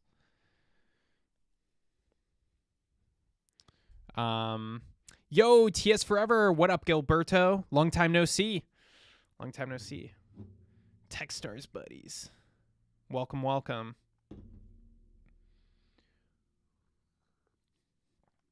TS Forever indeed. I am building a product in this space. So what I do now, uploading one big video creates shorts for you, and you can download / edit them as needed. I think you and an army are building startups in this space. If your product works really well, the way to sell it, a lot of companies do this. The way to sell it is to go to somebody like me, and don't tell them, oh, try it, because that's going to take my time. Take one of my YouTube videos and run it for me. Just run it and then be like, hey, I generated these shorts. Take a look. They're very high quality. And then you're asking for a minute of my time rather than hours, right? It's such an easy strategy. And if your value proposition is compelling, I think the time it takes to upload that video or whatever, especially because you already know how to use the product and whatnot, should make it an easy win. Because we would pay money for good shorts, but most of the products aren't good. So, you know. I understand people have products in the space. I would love to use them if they actually worked, but right now we use a leading platform for it, and it's still not that good. So had to look up CLI, not an acronym I was familiar with. LOL. So you thought this was going to be a political stream? Make this CLI, and CLI is like some kind of super PAC. I don't know. Yeah, CLI is a command line interface. So we haven't gotten that far yet in the stream to actually improve the CLI, but yeah. Yeah, a lot of companies do that, Naman. Like A lot of companies do that. Do you know TikTok made an IDE? This guy comes in with all the news. There is yet another cursor in VS Code competitor. And this Do you get copyright striked on a YouTube video? Can I watch Theo? I have no idea. one is Let's find out. interesting because it's not by some VC-funded startup trying to make a bunch of money or an open source group trying to clone the things they like. This one's by TikTok. Yes, it's a ByteDance project. Its name's Trey. It's currently free. I don't know if they plan on charging or if it'll be banned in the TikTok ban or whatever else is going on. This is the future of how we do development with AI. Because I want to talk about their open source package first, Stagehand. If you've used Playwright before, you know how annoying it can be to actually get things set up just right, to target the right element and make sure stuff works. And then one small thing changes on the page and it all falls apart. With Stagehand, you will no longer have those problems because you can just tell it what page to go to. Stagehand. A prompt. Again, they're AI. If you do this with Playwright, which is still a really good solution. We're not pretending that Playwright is. Let's look at the website first before It's I an commit too alternative hard. to Playwright. Trey is an adaptable AI IDE that transforms how you work, collaborating with you to run faster. Suitable agent, maximizing your productivity. Interesting that they'll automatically pick the right agent for tasks. You chat. Keep this on. They've got agents. I forgot to switch off. It's like, wow, this is taking Dude, so long to solve a basic problem. And remember, oh, this is a basic problem. I need to switch that button. Annoying. The stuff coming out of They don't do China that, is which is interesting. insane in software. One has a feature. Granted, I English. think like a Can lot you- of times they just Oh, look like at that. They even have an import from cursor. That's on the fake man. like I've logged in take to access the AI features. Fun. Log in and open you it. know basically a That was product that already exists like Here we are. Cursor This does not appear to be and like improve it a VS lot. Code-based. Oh, wait, no, it is. My extensions are in here. I like my test for that. Let me open a random project. Okay, so Well, so far button VS here, Code 4. Next config, subcomponent here, page TSX. It doesn't give you enough context on like which page TSX is I which, will so say have I it like open. these Oh, yeah, it does. these So when you have two default files with the same name, icons it does a the right lot thing there. better. I actually This like is the one of the better UI a looking lot VS better Code fonts. already. I take back what I said about using the real estate well though, because it's by not putting these higher Like, up, it's got you're that now very TikTok deep in. kinda Look at a big style. screen I or you're a like normal it. person not running at 720p. It's literally Fleet. What's better? I forgot about Fleet because I don't enough that I'm not like immediately annoyed like I am with a lot of these VS Code forks. This has actual prompts. Actually, I like the file view a lot, but none of that is what we're here for. What we're here for is the AI. So let's give it a go. One of the challenges I gave the AI for this project before Alright, was just to gonna add a try it. feature where it would, on the square image generator, it would pick something from Okay, it's describing the Uploads, problem. picture. Let's see. You should analyze All right, it to figure out what color is most common on the border and use that as the default color or the default background color. We shall see how it does. Interesting. It's multiple steps. I saw it stop and then start again. So their system prompt asks, how do we solve the problem? And then it reprompts saying, okay, we have this. Let's do it. I like that it's not showing us the code gen happening. It's just doing it. Interesting. You don't see the streamed in response. It's figuring it out. okay, and then you But accept. that's right here. Actually, I'm really liking the UI of this. Looks that it puts pretty good. This here, I feel like a lot of the UI in Cursor is stuffed random places. I should have given the bias check earlier. I'm sorry. I am an investor in Cursor, so it's going to be a bit harsher on things and account for some bias. I did not think I would like Cursor, and it has become my editor of choice. I quite like it, but I'm not going to sit here and defend its weird UI quirks that there are quite a lot of, especially on the resolution I run. This seems nice though. We can see fill style background color detected, same image, detected color.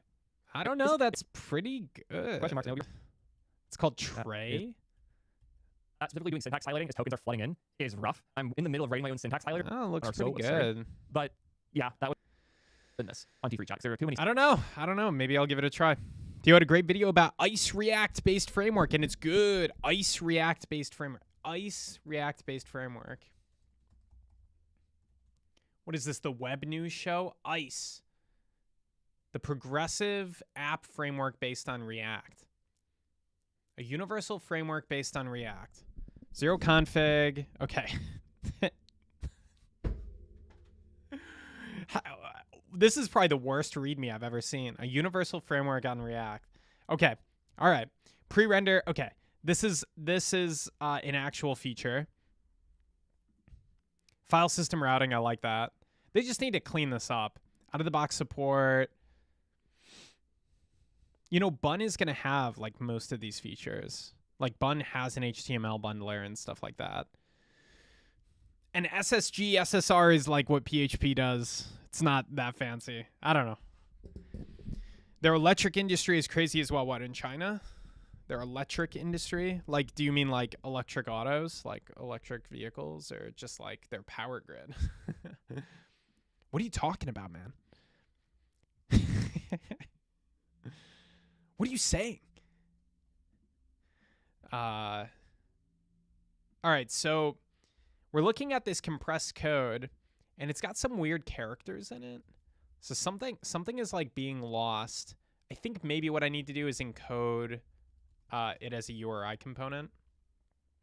So unfortunate extra step that we knew we might have to take. Oh, it literally is the plus problem. This is why I wanted to use base 58.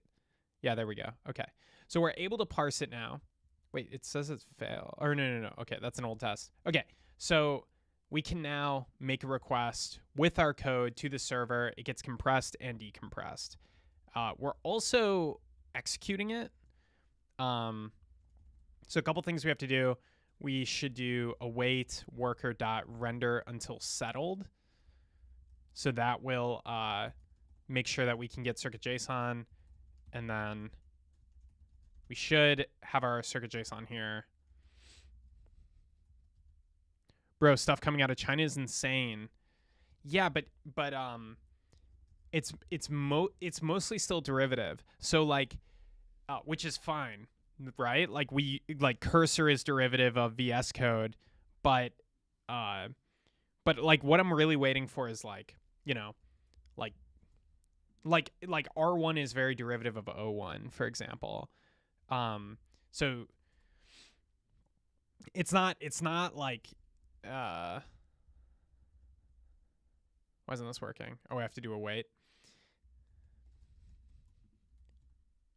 Nice. All right, we got a big circuit.json object. So this is killing. This is working.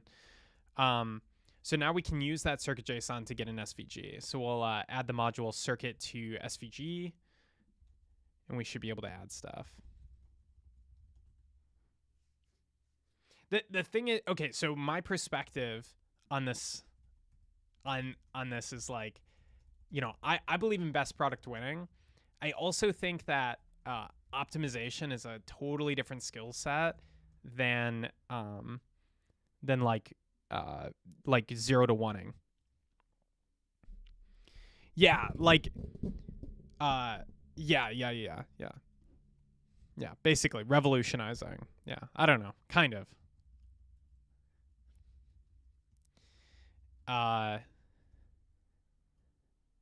So let's say target SVG. I actually like target SVG more as a name. Let's say target SVG. Or actually, that doesn't really make that much sense. Let's do SVG type. Yeah, that's fine.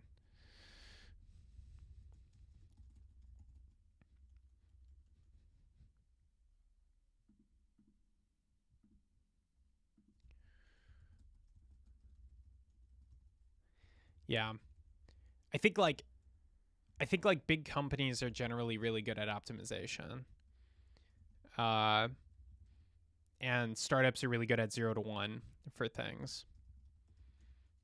So it's when like I'm more worried about 0 to 1 stuff. Like when 0 to 1 stuff starts happening, then I'm really concerned. But like optimization, like, you know, I think they had some pretty novel innovations inside of the DeepSeek R1 paper.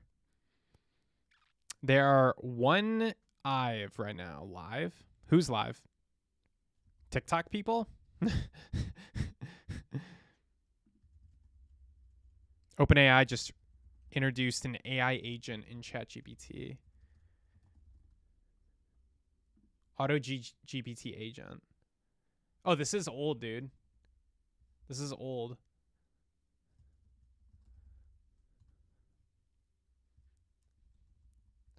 Let's see. It's kind of hard to find. There's always going to be like an announcements page, like news page. Computer use agent, January 20. Oh, this is new.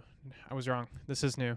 Computer use agent for OpenAI. Today we introduced a research preview of Operator, an agent that can go to the web to perform tasks for you.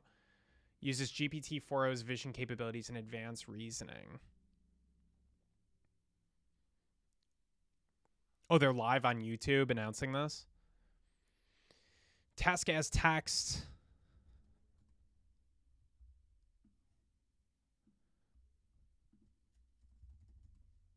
See if I can pull them up. Cool. And yeah, so I think we're all very excited we've got about this vision Mr. of Altman. Operator doing your chores for you. I might get striked for this. I have no idea, or something. You know, I want to be careful. But yeah, they're just announcing what I'm reading, so framework we it's not use. really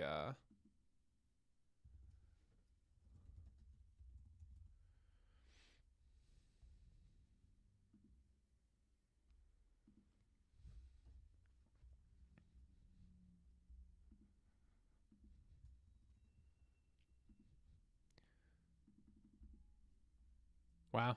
Can't click this. What's going on, OpenAI? Let me click.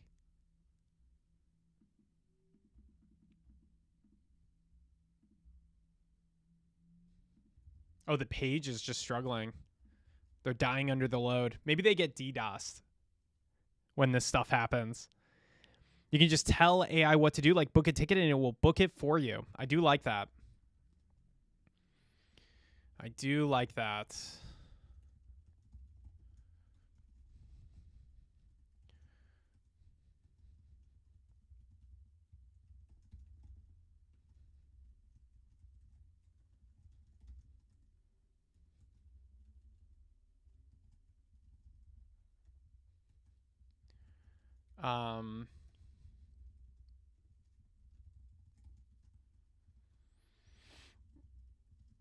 Okay.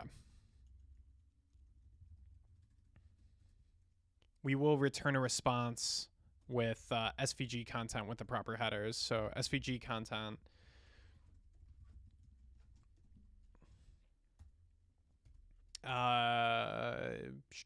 Do we want to do content disposition? I don't think so. Add cache control headers. Yeah. Max age forever, immutable. This is kind of annoying in testing. You want to make sure you don't mess that up in testing. So the iframe and snippet should be fixed now. We're using runFrame. Maybe you can try that in docs. So we can use that. I think I'll use that wherever there's a 3D preview, Rashab. The playwright tests are so frustrating. Yeah. Yeah, I mean, for what it's worth, it's kind of like, you know, I think like what I think we can strike a balance where if the player tests are really acting up, you know, maybe we can kind of throw some of it to Ansh, and you can merge a little bit faster. I know Ansh is going to be like, what the hell? But also like, it's such a good way to speed up the team. Unless you're actually breaking something. If you actually break something, if you know you're not breaking something, then it's fine, I think. But only for some contributors, you know? It's like a Zapier killer. Maybe. Zapier is quite expensive to run. So Zapier might have to get cheaper if OpenAI is comparably less. But, you know, I don't know. Did that page ever load? Let's see. Computer use 38.1 on OS World for full computer tasks. Web Voyager for web. What would I use this for? I could use this for uploading GitHub sponsorships as a CSV. Oh, this is cool. So it gives you this kind of like timeline of everything it did. Total refund. There's going to be really cool startups that use this. I think like, you know, I don't know if people will use this as a consumer thing, but they'll probably use it. You know, you'll probably use applications that use this kind of thing, I think. You know what's funny is Anthropic is slowly falling again. They're still beating OpenAI, but they're not beating DeepSeek anymore. At least DeepSeek R1. They're still really good. They're still top end for one shot. But that was the case in the past, and I kind of wrote off Anthropic, and then they came back so strong. They came back so well that like I was like, okay, don't doubt Anthropic, because they sometimes they wait a little bit to release things, but man, when they release, it's crazy. They might be waiting for someone to beat them, and then give those people a month, and then just wreck them. Because they were gonna release something in 2024, I think. I think they were overdue to release, and then they just decided not to. Okay, so here's our inline snapshot for our SVG content. Zapier is interesting, to be honest. I've built a few complex flows there. I'm not a big believer in Zapier because when I've tried to do like really hard things, Zapier was either too expensive because I was doing it too often, or it like was annoying to work with, and I always had to like augment with code. So I think like it's really hard to do code workflows well, but like if you're a developer, just use GitHub Actions for your automations. It's just gonna be way easier for you. Run a cron job on GitHub. It's gonna be way easier, way more flexible. Would love that. Probably I will be throwing it to Ansh. Yeah, I think you and I probably have some special privilege there. maybe some other people, but yeah, I think Ansh will forgive us. It will show you the preview of web as well, where it is navigating the website and clicking on stuff. Yeah, I like that. I like that for the OpenAI stuff. Yeah. Okay, let's initialize button match SVG. This project's basically done. We just need to configure it to deploy to Next, which is, you know, a little bit of a pain in the ass, but we can figure it out. All right, so button match SVG, we have to initialize it. So I'm going to do, it might overwrite my test because I think its init function is kind of dumb. Yeah, I had to overwrote my test. Dude, honestly, sloppy code. Like, people just bugs me.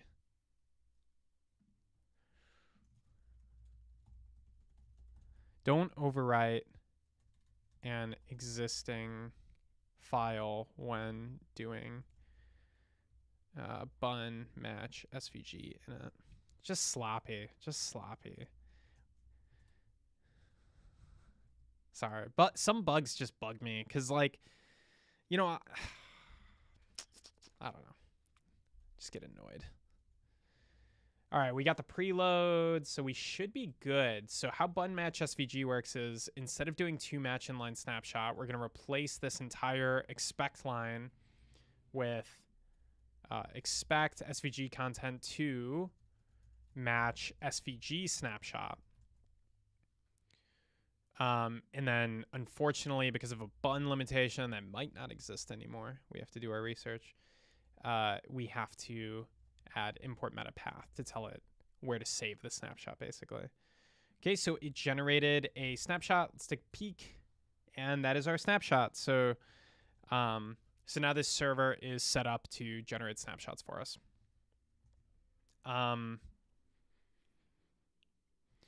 Bro, you also built a chatbot similar to V0 in TS Circuit as well, right?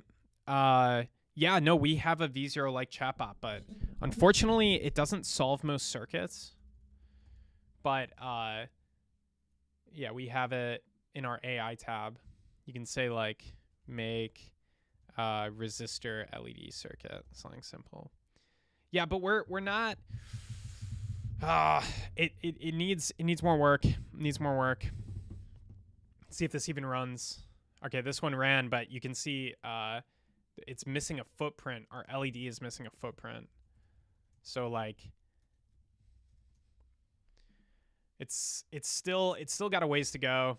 And this is for a very simple board, so it can get simple boards, but yeah. And this is cluttered. Yeah, it's honestly the AI is our V0 version is kind of killing me because I know how to fix it, but I just don't have enough time. Or using web containers for it. We don't need web containers. We can run natively in browser. We run inside web workers or we're transitioning to run inside web workers, but we can also just run, you know, normally in a browser. We don't need anything fancy. All right, so we're going to call the file PCB, and then we're going to do the same thing. Well, actually, we can make two test files for this. So we'll do this. I'm going to rename my test file. I'll delete the snapshots directory so we don't have duplicates. So I'll say PCB SVG. We're just going to validate that this also works for schematics.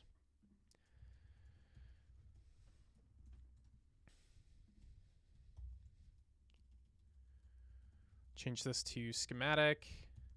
Change this to schematic.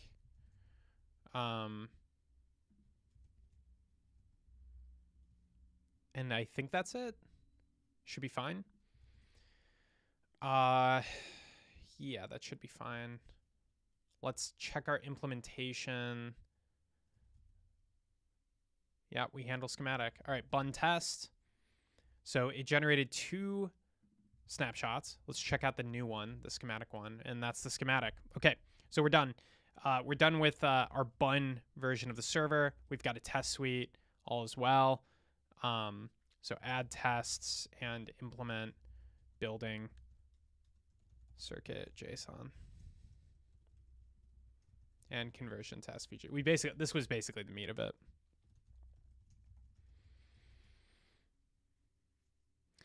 I read the Grok algo and started data-intensive apps. I feel like those aren't super connected. Data-intensive apps is like more traditional application design. It's not super related to AI. If I haven't actually read it, but if I'm familiar with that work, which I might not be. I've heard good things though, so you know you'll definitely get valuable knowledge. All right, so deploying to Next. Deploying to Next is a real pain in the keister. Hey dude, how are you? I'm good, Skate. How are you? How are you? You know, not enough people come in here and just ask me, hey, how's your day going? You know? Because I yell at them if they do. I get mad. I'm just kidding. All right, so we're running Next Dev. And it Next likes to reconfigure your whole project when you run it. I have so many qualms with Next. It got so fucking complicated. It's like the everything framework. So we're going to create a route like this. Any route.ts. And then this is gonna be tricky. So this Next.js endpoint should call. It also, look at this. It installed fucking pnpm. It installed pnpm. It does too much. It does too much. The Next.js endpoint should call, I think it's endpoint.ts with a properly converted request object and respond with the response. Keep in mind Next.js API endpoints have different request response objects. I don't like Next.js's app routing pages is much better. I agree, dude. I agree so much with that statement. Yeah, dude. Honestly, and the type safety in that too is not great. They really, yeah, dude. They took something I really liked and yeah. Totally agree with that though. Like that's not, they really messed up file system routing and also made it less type safe. And like I know when you the VS Code got messed up. And I know when you like go to enterprise customers, you know, you start to have to deal with stuff, but I don't know, man. They really botched it, in my opinion. They really botched that one.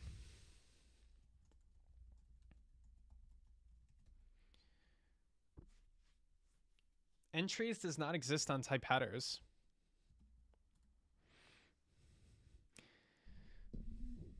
How do you tackle all the leftover issue? Do you tackle all the leftover issues that aren't being addressed? I mean, if I have to, right? There's always going to be unaddressed issues. Basically, if I run into it and I have to fix it, I will. Sonnet is okay. All right, Sonnet's going back and forth.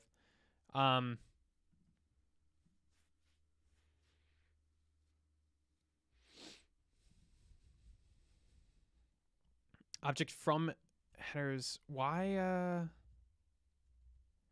property entries does not exist on type headers. I'm gonna ignore this and see if it works. If it works, we're fine. Unfortunately, our tests don't check for headers, so we'll need to do that. I'm also gonna re-enable the cache control header. Actually, we'll wait till we're live to do that. Okay. All right, let's try it. So now I can do. Let's do.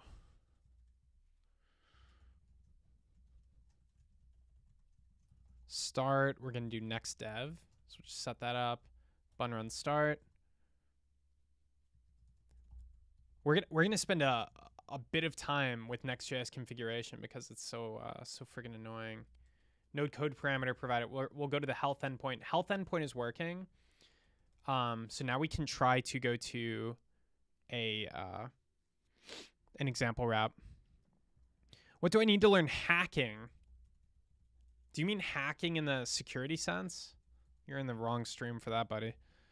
Been using a Tray IDE since last 15 minutes, and its interface looks super refined. Yeah, no, I mean, the interface looks friggin' awesome.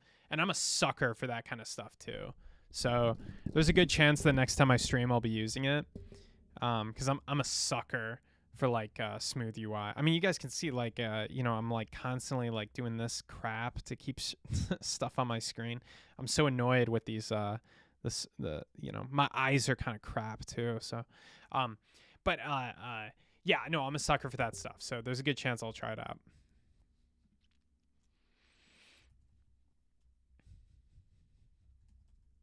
There's not many companies that would do that, that would go that far. They might use DeepSeek. Even using DeepSeek, because you're literally sending all your code over. I mean, my stuff is open source, so, it's whatever, but you could also scan my system and stuff like that if, we're super concerned in the US about TikTok, right? Like, we're like, oh, they wouldn't divest. I hope they divest, though, because from what I've heard from the US employees, it seems like a cool company. But yeah, we really don't like the state ownership. If it has ownership, it's kind of unclear. All right. That's outdated, that info line. So I'm pretty sure this works. We could deploy this to Next right now, but I was gonna do a local test, but I'm getting tired. I'm like, it's nap time for me. So write Next.js. Let's find. Our API does this. We need. Excuse me. Oh my gosh, I got the hiccups. We need to have a Next.js config that rewrites all of our API paths to be on the root domain. So I was going to have AI do this, but I don't trust it. So I'm just going to copy out this one I already have. We don't need that line, I think. Yeah, pretty simple. So basically what this says is anytime you get a request, make it go to the API routes. Super simple. So now I should be able to go to localhost 300/health. It should work. Yeah. Okay. So it's working. I don't have a easily accessible encoded URL for this, but we might want one for our like status website or something. So I don't know what to do. Let's just deploy to Vercel. Man, but I'm going to need, either way, I need a URL to test.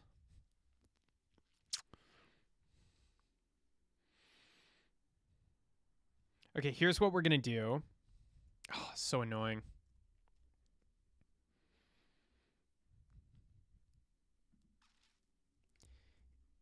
If request.url, let's see, we actually get the URL here. So this is a little bit better. rec.url or url.pathname is equal to health. We'll do this. If url.pathname is equal to the index page, we'll actually return an HTML page. And we'll use, I think HTMX can turn it into a JSON response, so we'll use HTMX. Because there's no way to submit a JSON payload with native HTML. Otherwise, I would use native HTML. I could also use a script tag, but we're gonna do poor man's SSR. Learn HTML for hacking. That's pretty funny. Zohaib recommends learning HTML for hacking. Okay, so we'll add a function get index page HTML, get index page HTML. And this will allow you to encode a snippet on the fly. Can I even do this? Oh man, I don't even know if I can do this. Because I need the dependency create snippets URL to get this to work. But this is really how it should be done. Okay, I'll do 2 endpoints. And that way I don't need HTMX too. TS Circuit SVG tool. Let's just call it svg.tscircuit.com. We'll have a text area, ID code, placeholder, enter your TS Circuit code here. I'll add a brief description. We'll say this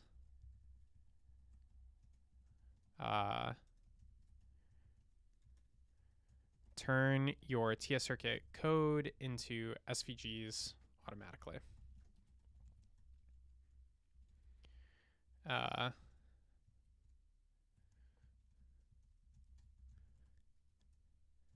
To do this programmatically, see the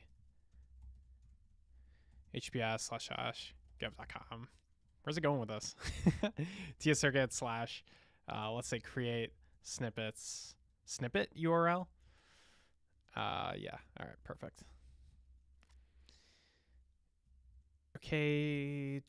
Render. So we're like poor man's server-side rendering right here. We're just returning that HTML directly from our endpoint.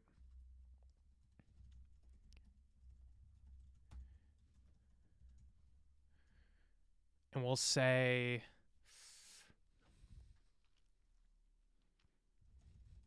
if the endpoint is generate URL,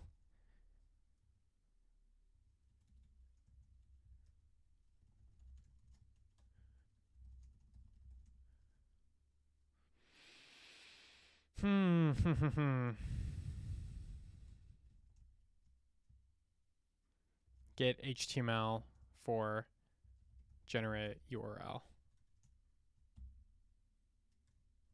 Get generated URL page. Oh, this is such a mess. Okay, it's fine. It's fine. I would not be surprised if nobody could follow along with us, but basically we're trying to make a little web interface so you can easily generate a URL. And the reason we're doing that is that really is the best way, like the best interface for people trying to use this package. Even though it's a lot of work, it's like the time spent onboarding and getting people to figure out how to test it, some things are just worth it, even if they don't seem like they are. I could test it manually, but just like make testing easy. I think my number one pet peeve is just like people just not making their testing easy. Okay, so get HTML for generated URL page. We've got some code here. So we're going to import create. What is the name of that import? Create snippet URL. We have a couple functions here.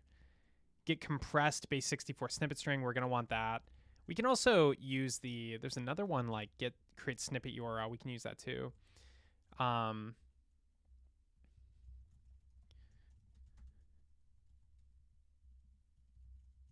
Create snippet URL. What does this take? Just code?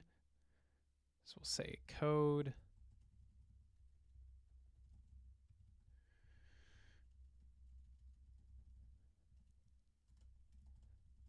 Don't need the SVG type there. Because this is, this page doesn't have to be like API friendly because it's just so people understand what the hell this thing does.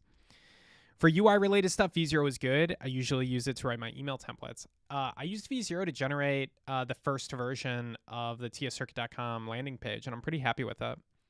I had to modify, it's been modified quite a bit at this point, but the first version was definitely V0 inspired. I was like, I want like your standard kind of landing page. So we got a snippet URL, and then we'll say PCB SVG URL, svg.tscircuit.com.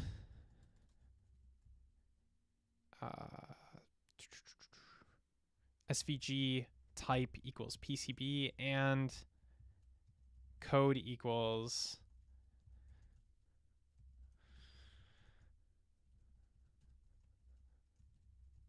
encode URI components, compressed code. Okay, and then we'll do the same for schematic. So this will make it so it's very obvious how to use this. I won't have to field any questions when people are trying to figure out how this module works. It'll be worth it in the long term. And we'll say make a table component with all the URLs. Thank you. We had an old landing page, and a lot of people told me it was good, and it wasn't good. And it's obvious now that the old one wasn't good. Okay, let's see if this works. Why are you complaining? Oh, it says it might be null. Yeah, let's just assert it. It's fine. This page needs to return a proper form. I guess it's, yeah, put a proper form on this page for use with TX and the generate URL route.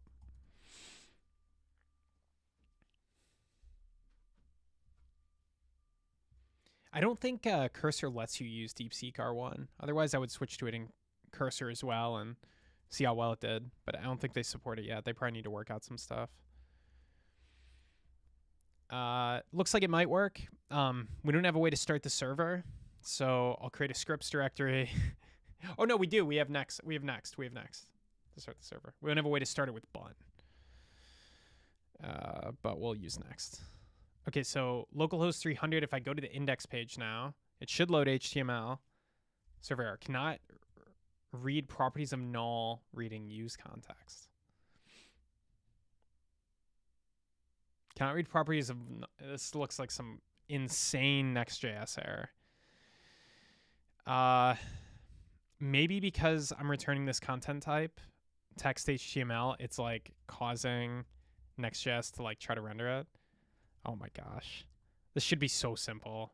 Next.js puts so much crap in front of everything. Oh my gosh. There is no React. There is no React. Why are you complaining about React? There is no React. There is no React on this page. I am returning HTML manually.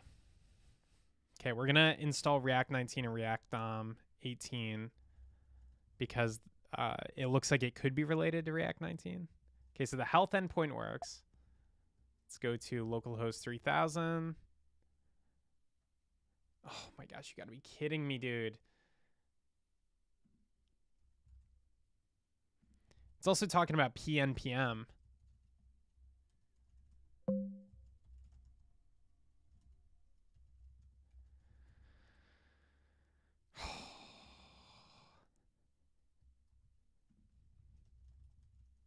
All right, let's revert the React 19 thing.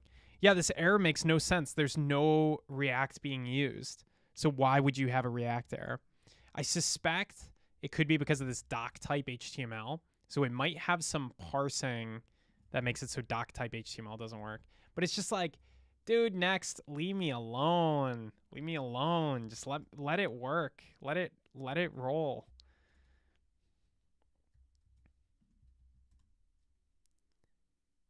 It's some garbage middleware. Some garbage middleware in Next.js that's doing this. Oh my gosh. Garbage. There's no, it's an API endpoint. We're only using an API endpoint. Let's see if we comment out the fallback, it'll make it so that we have to go to /API. So we can see if that works. I would actually be kind of blown away if, yeah, even for API endpoints. Oh, okay, let's revert to next 14. Why are you using frontend for backend though? So I can deploy to Vercel. It's literally just so I can deploy to Vercel. But like all this React stuff is making me use Fly, or all this this garbage is making me use Fly more often. I don't think like you can't run Express on Vercel. I'm pretty sure. Can't run Bun on Express. If Bun had a service, I would use that. But they don't have a service yet. They probably will eventually. Okay, so they're saying next.config TS isn't supported, so let's switch to JS. I'm trying to roll back Next.js to an older version where hopefully this issue isn't present. Okay. Okay, we're in a better place now. Although I think maybe my fallback isn't working. It's kind of hard to say. Let's log the path name.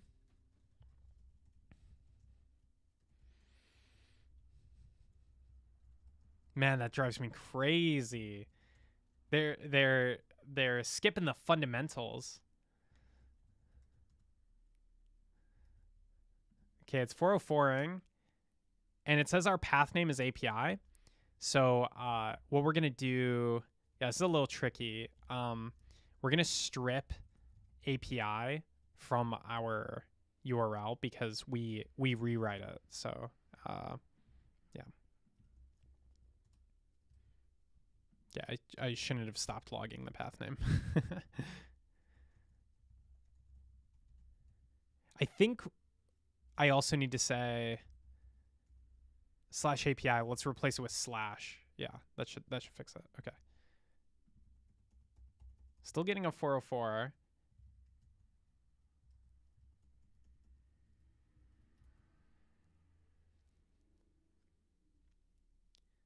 Get /404. And then we're also, it's not even hitting this endpoint anymore.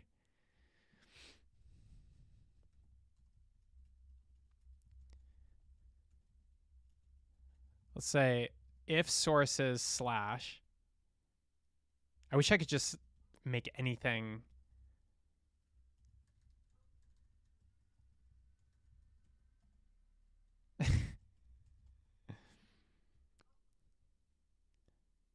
Oh, it's working now. I don't know. I guess that did it. Okay, so now it's returning the HTML, but it's not rendering. Simple Python or Express app you can deploy on Railway. Railway is very expensive relative to Vercel and doesn't scale as well.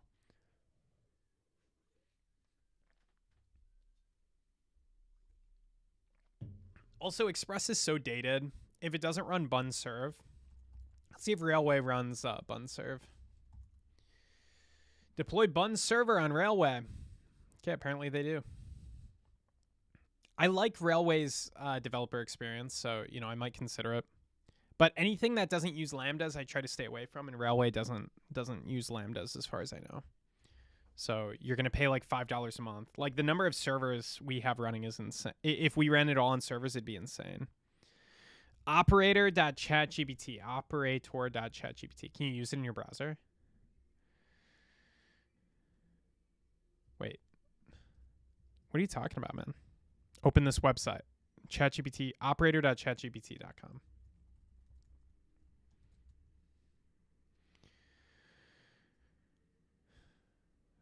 Research preview of an agent that can use its own browser to perform tasks for you. Yeah, but I don't have anything I want to do right now. I don't know what I want to do. You have to have this plan. Do you guys want me to buy this?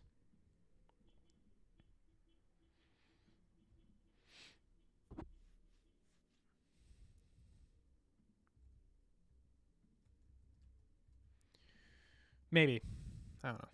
We'll see. We'll see. If I'm working on auto routers for a while, I'll buy it because I need the best AI for auto routing algorithms. But I've sort of I don't know, man.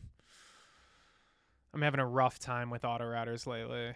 It's just tough. It's just so much work. It's like decades of effort.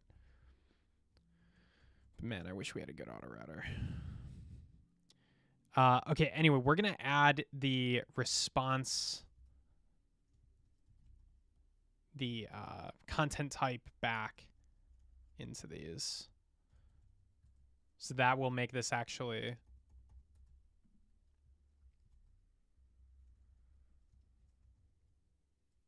doc type HTML. I can't remember. Cursor, help. There we go. Whoops. That should make it render. Yeah, there we go. Okay, so so this is now the home page. Turn your TS circuit code into SVGs. So we'll paste in some TS circuit code.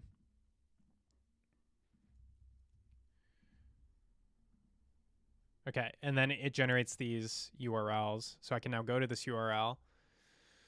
And it doesn't work. Why doesn't it work? Site cannot be reached. DNS. Oh, right. We haven't deployed it yet. So it needs to adapt the base URL automatically. So we'll do that. And that is inside the generate URL. Yeah, so instead of using svg.tscircuit.com, we want to use the server's URL. Damn, $200 just for booking a restaurant or a restaurant reservation. Yeah. Well, I think 01 Pro I would use for other things. Their price tier makes sense now, though, to have such a high price tier.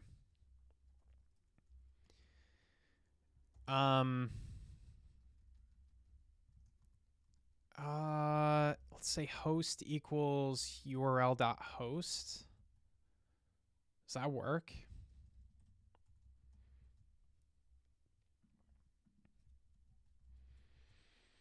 Oh, I hate how long this is taking. I'm miffed. Takes too long. Okay, host is localhost 3000, so that works. So what we'll do is we'll pass in the host to the generated URL page. And then we'll use that host here. Can I do that? I also need the protocol. So let's make this URL prefix. We can make it. This isn't ever going to be used, this optional parameter, but it's a good hint to people that that's what it should be. Okay, like that. This type annotation is trivially inferred. Okay, whatever. And then we'll insert this here. URL prefix. I don't know why you didn't put it in twice. URL prefix. A lot of slash. It's not going to hurt anything. You know what's funny? Anthropic announced this even before OpenAI, and it can not only control web, but your complete computer. OpenAI patterned with some specific website that people use for doing this stuff, and yeah, I think it only works for a few websites they partnered with. I bet it works for a lot of websites, but focusing on websites is a good move to make sure that you work well everywhere. So I think that's a good move on their part. Anthropic really tried to take over the world with their overall computer use. Because yeah, just browsing websites is way easier, and you can do most things on the web now. So, but you know, definitely for like grammar style problems, Anthropic is good. Like grammar, I don't know, you know, I'm trying to use TurboTax, I can't figure it out, and maybe they downloaded it or something. I don't know, or my computer has a virus, whatever. You know, whatever your granny is talking to you about. Okay, so we can use protocol here.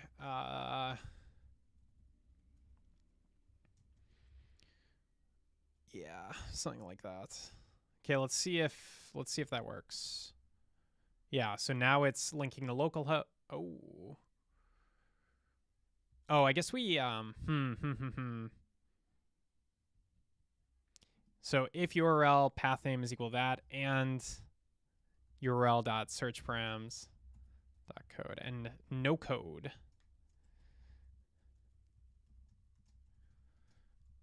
Yeah, we're kind of being lazy about these API endpoints. I'm not putting too much thought into it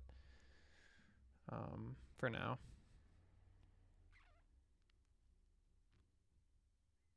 Okay. Worker is not defined. Worker is not defined. Okay, well, I'm glad we did all the effort of testing this. So it looks like Vercel does not have web worker support. I should have guessed that. Vercel being Node.js does not have web worker support. Can I? Ooh, shit. Okay. All right. No problem. Let's shim it. This is we used bun and now we're paying for it. Shim web workers Node.js. It's like it never ends. You know what I mean? Just got problem after problem. A tiny shim for web worker. Data URI only. Data URI only. That's fine for us. Data URI only. Web worker shim. The only thing is we can't import that shim. We need to override the global this. Blah, blah, blah. And this only has 5 stars. Blah. I don't know if it'll work. We could try it. It's certainly not that hard. The web worker package is good for shimming out. Okay, npm web worker. Oh, there we go. Oh, that's way better. Glad I didn't use that 5-star package. Import web worker, universal module. Okay. All right. Let's see if we can get this working in Next.js. So we're going to install web worker. Then we're going to say import worker from web worker. Now, the module does not. We have to do something like this, something very hacky like this, because there's no way to like go into that to pass in your web worker implementation into create circuit web worker. But we can try to modify the global one. So we'll see if that works.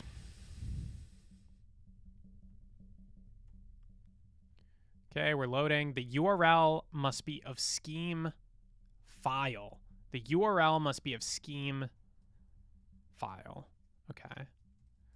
So let's say web worker blob URL. So it's complaining about this blob URL. Let me look at the beginning of this. Maybe we can convert it.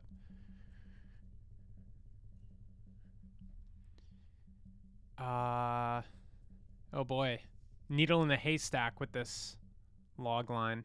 We can always deploy this on fly without Next.js. Worst case scenario, but I like Next because it uses Lambda. Fly uses a different scaling strategy. Okay, there we go. So it says blob no data. Yeah, that makes sense actually. So it's a blob.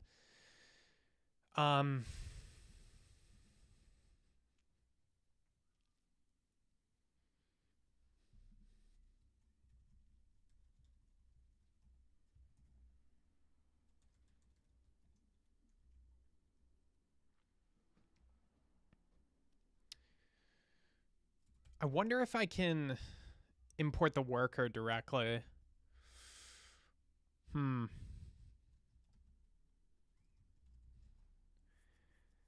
Yeah, blob. Okay, let's look it up. npm web worker use with blob URL. Create object URL. I assume that's what's already going on. It's so complicated. I could do this without web workers, but we have to create a TS circuit eval module, which I have not done yet. Somewhere we're building a blob URL object. So we need to find out where we're building that blob URL object. It's probably in, let's see, lib. Oh, I don't know where it is. Where does the blob URL come from?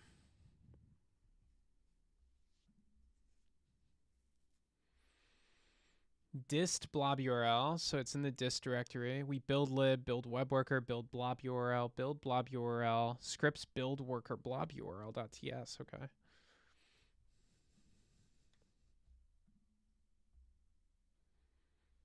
Okay, encoded code, new blob, create object URL. So it's an object URL.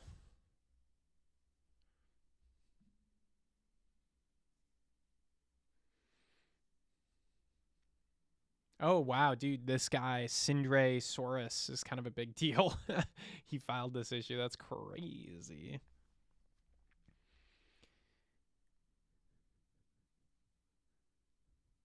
Resolve blob.text in the main thread and pass the actual code to the worker rather than transferring a blob.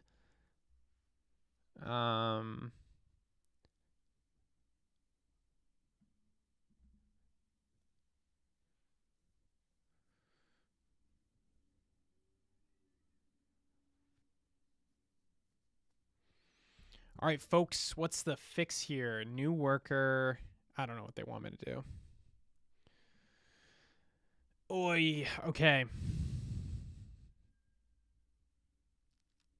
Yeah, so the root of the problem is this does not work in Next.js.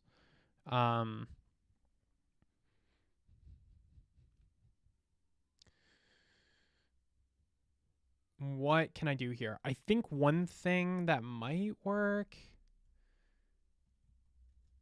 is just not passing the blob URL to this package, and it's going to load it from CDN, which is going to be really slow, but it should at least work. I've opened this tab so many times. Let me see. Maybe I already have it up. Fuck it. All right. 3000, paste, generate. Then we're going to go to this URL. URL must be a scheme file. Yeah, so they don't want any URLs being passed in. And they want it to be a file scheme, which is really weird.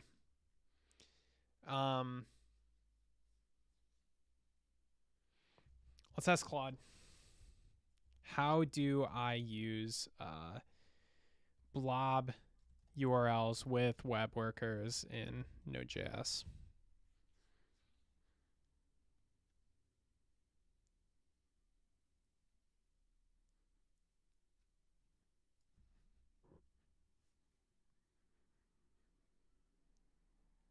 Yeah, they want to take a file path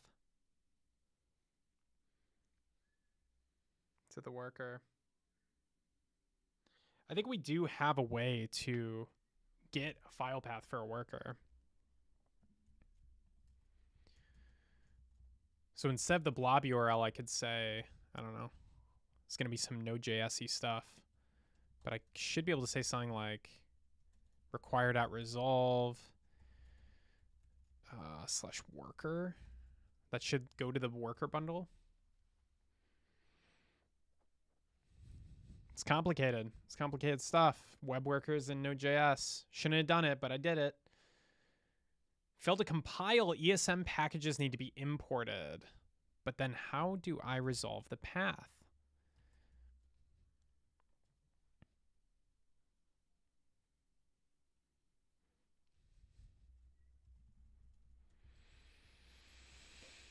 I don't know. We can try some crazy shit like this.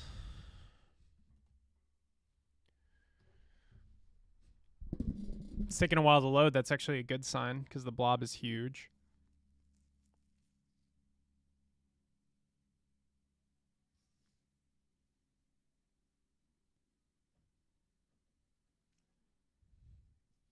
Probably better off just releasing an eval module. This is all getting very complicated. So just doing it without a web worker.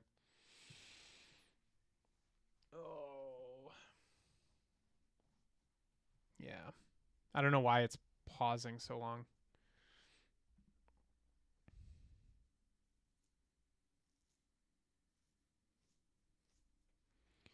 What are people talking about here? We should either upgrade or retire this workflow.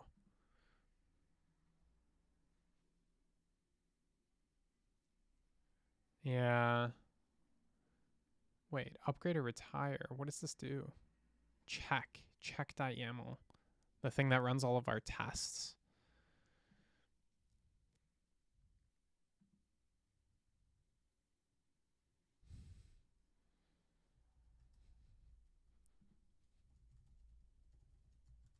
Yeah, we should update it. We shouldn't retire it. Makes no sense to retire it.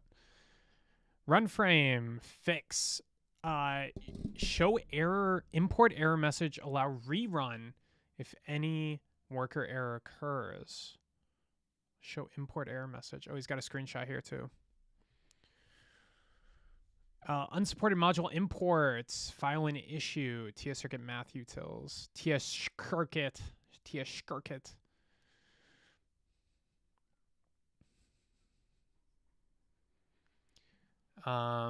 Let's see, message, message includes message split. Set is running false.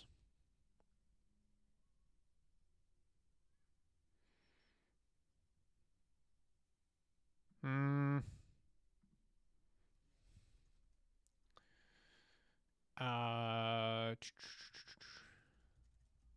want to do a replacement here. You want to replace everything except the colon.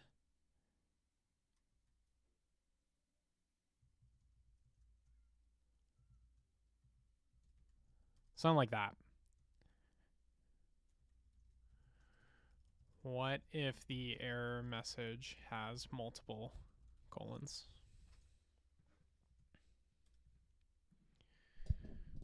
Bro, what time do you usually wake up? I wake up at around 7:30 a.m. usually. Yeah. And sleep? I don't know. But this stream is 2.5 hours, so we're getting to the end. But I really wanted to have a success. Unfortunately, it seems like, whoops, where is it? It seems like it's like I don't know what I can do here because we don't, it doesn't take this blob URL can't go in, so it's like I either swap off of Next.js/node or I don't know. Yeah. I asked Claude for a solution. What did Claude say? Let's see if we can find our Claude tab. I don't know if Claude gave any real advice.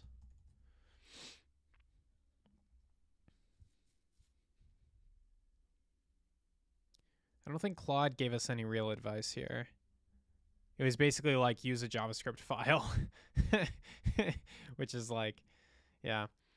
So there's already a TS circuit eval module kind of like bootstrapped, but I don't think it works. Let's see. 2 weeks ago, supposed to be able to run inside the web worker. Yeah. This is probably out of date. It looks like a bunch of stuff was copied over, but I don't think it works. My sleep schedule is the reverse of yours. I sleep at 8 a.m. in the morning. Yeah, if you've been along for the ride this far, then yeah, I can only assume you're an absolute deviant when it comes to sleep schedules.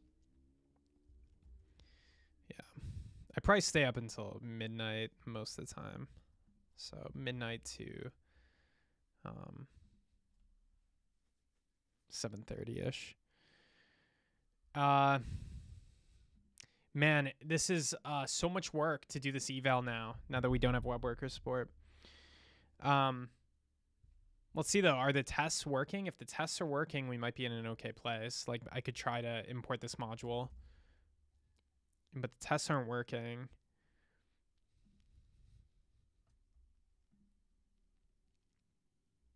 Actually, this uses like a really, I might need to scrap this whole module because I think it uses a really old variant of our evaluation mechanism. So I think we need to scrap this module.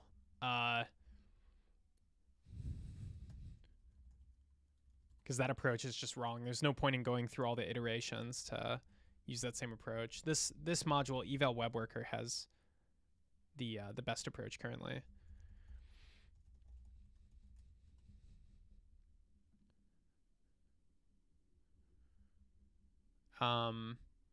What I might be able to do is isolate the eval import for now.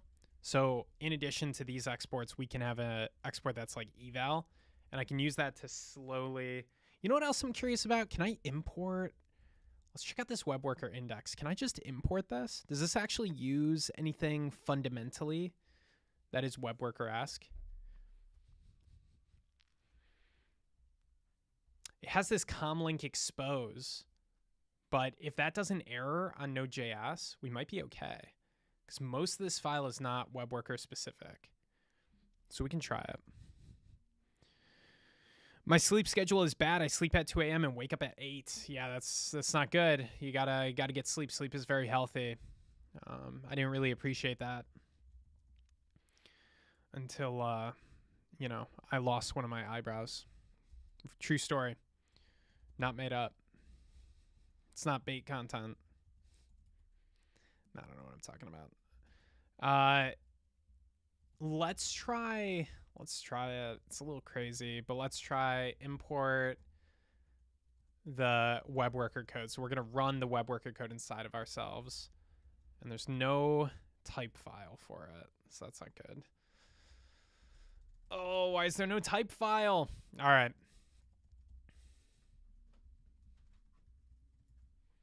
Okay, we're not going to do that. It's too hacky. Too discouraged very quickly, but for good reason.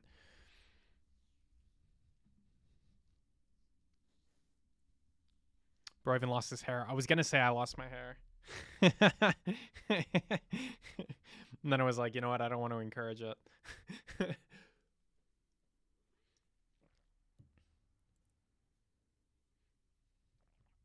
All right.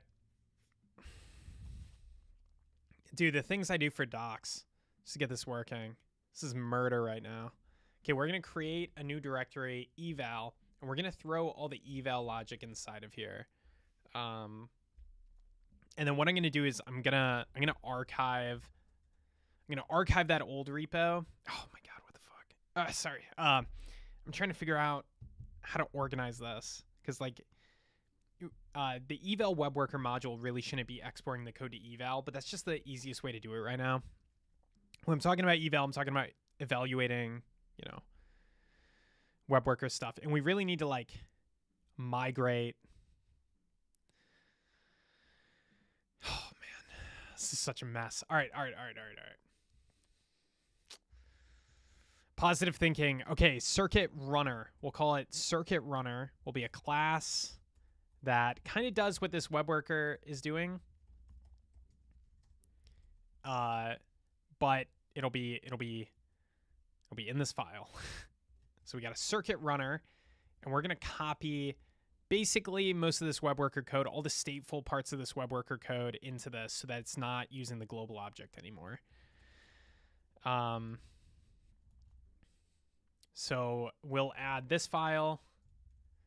Positive thinking, guys. It's the power of positive thinking. I like how you keep pushing through this. Yeah.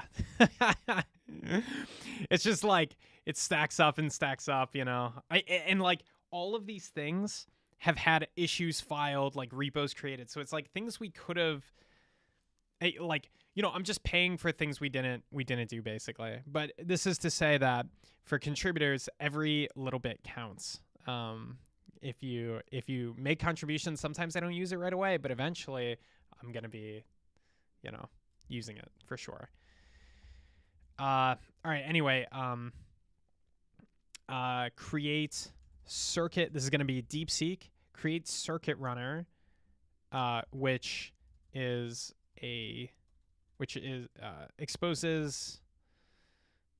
the same API as the web worker. The web worker API. So we'll have it bootstrap this. We'll see how it does.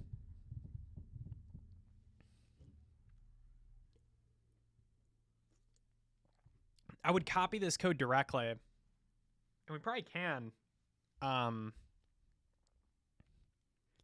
But there's just like a lot of little things that'll change because it's no longer a web worker, so it's now a circuit runner configuration. You know, there's like a lot of little things. So I'm gonna have an AI try to do it. We'll look at the result. DeepSeek is supposedly pretty smart.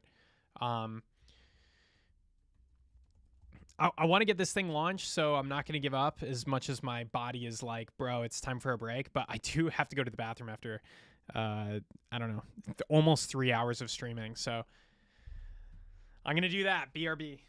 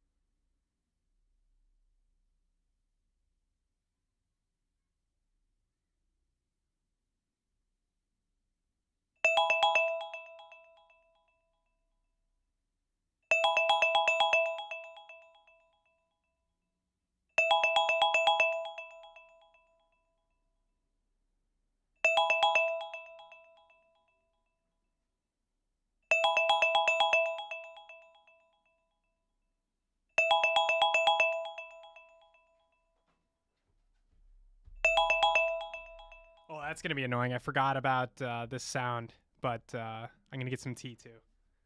Let's do this. It's at 1 minute. Give myself some time for some tea.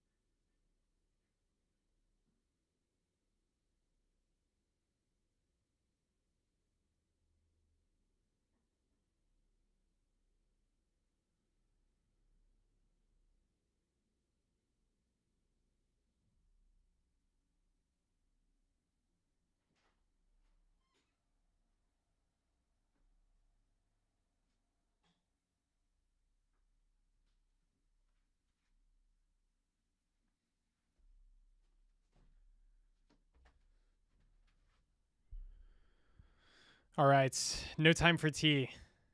Bro, the camera is following you. Yeah, I know. You guys see some crazy shit, you know, when the camera is following me? Look, guys, I don't really have much confidential material around. More or less an open book. If you stream it this much, having confidential stuff around is definitely a liability. You have used more than 45 seconds. Yeah, I know. That bell was probably pretty annoying. I forgot that I have my audio coupled to the stream, so sorry if you had to deal with that. Sorry if you had to listen to that. Bro, a guy went so far from making courses to opening his own college. Bro, the camera is following it. Yeah. Whew, all right. Here we go. We're doing it. Eval.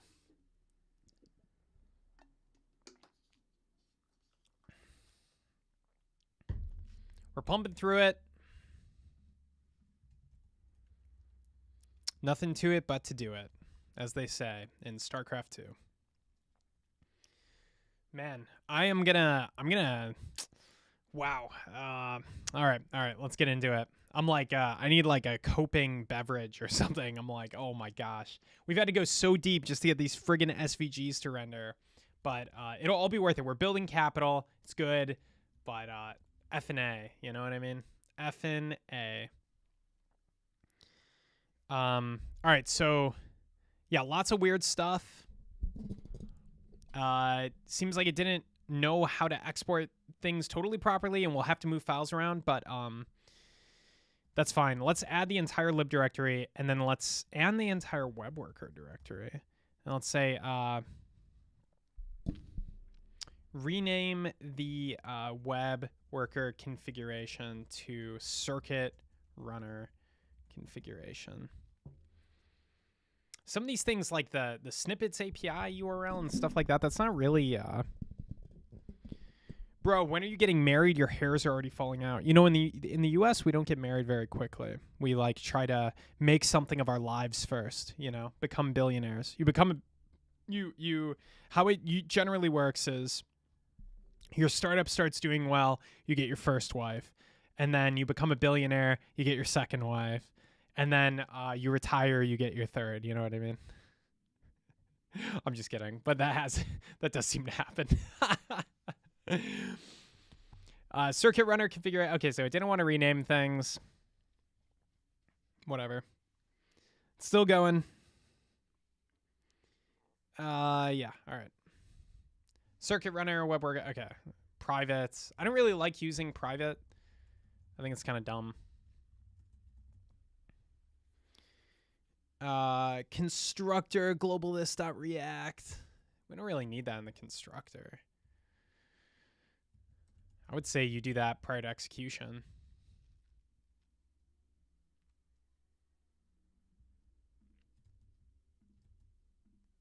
Let's put it here. I don't know. So why not just like, you know, eval, you know, the code? I'm sure people are saying, why not just eval it? It's because it imports things. When you die, you get your fourth wife, right? I don't know about that. How old are you though? Old enough, man. I've seen some stuff. I've seen some stuff. Does that answer your question? I've seen some stuff.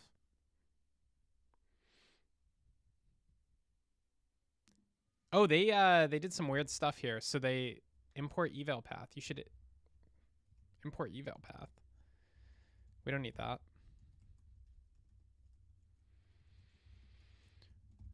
Looks like we're not using web worker anywhere, so that's good.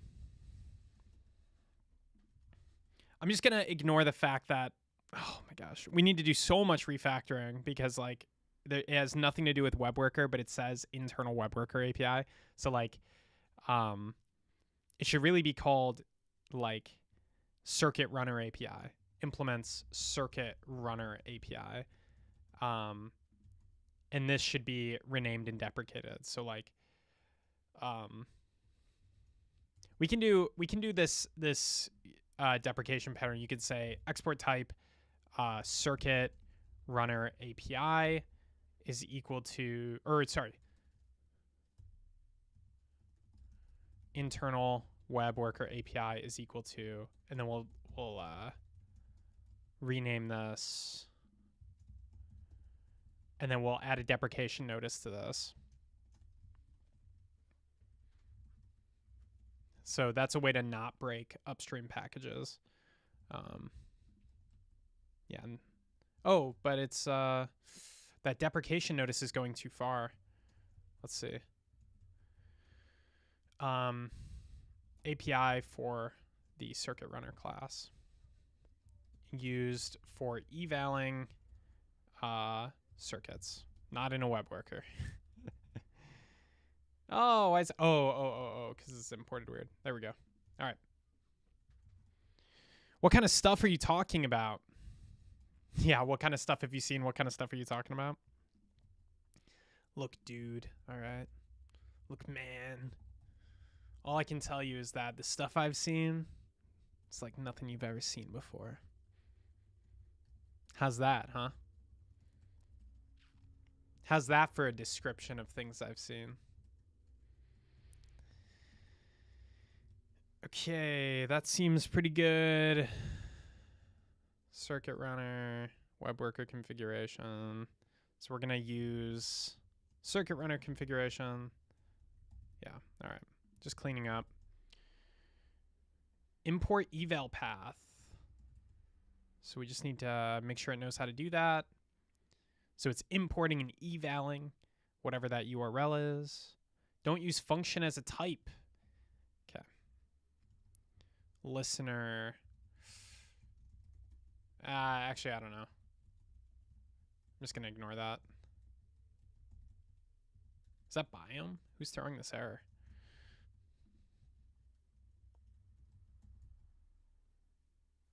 Getting bald, I got it. I've seen some stuff, seen myself getting bald. I've been doing startups for 10 years. So that might give a sense of, you know, I've been doing startups for a decade. So maybe that can give a sense of how old I am. I'm not young. All right. So first we're going to test that the web worker stuff still works, that we didn't break anything. We didn't really do much refactoring. Oh, we got one failure. Dynamic blob URL timed out. Oh, it's a timeout error. So timeouts are kind of like gonna happen because loading blob URLs is quite time consuming. Yeah. All right. and it's cached on the CDN now, so it loads faster. So it's like not even gonna test consistently. So I'm gonna rename all of these examples to we're still in the web worker module, so I'll create a directory called circuit runner, and then we'll say circuit runner 1 readme example.test.tsx. So we're just going to make sure that this basically works. We'll import the code from that first test, and then we'll modify this code so that it uses the circuit runner. Yes, yes. Okay. Okay. Test that file. Hopefully it works. It works. So maybe we're done. Maybe we did it. All that pain, you know. I don't think it uses any web worker code, so. I mean, that's nice. I don't know what you're referring to. I mean, that's nice. Okay, so we've got this eval export now. We just need to build that. So we're going to say build. We can say build eval. That's fine.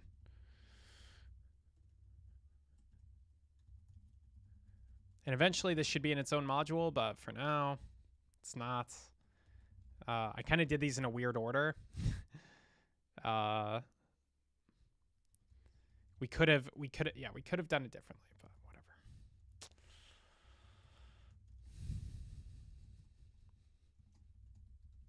I'm going to go ahead and archive that repository so nobody accidentally uses it. Actually, I might just delete it.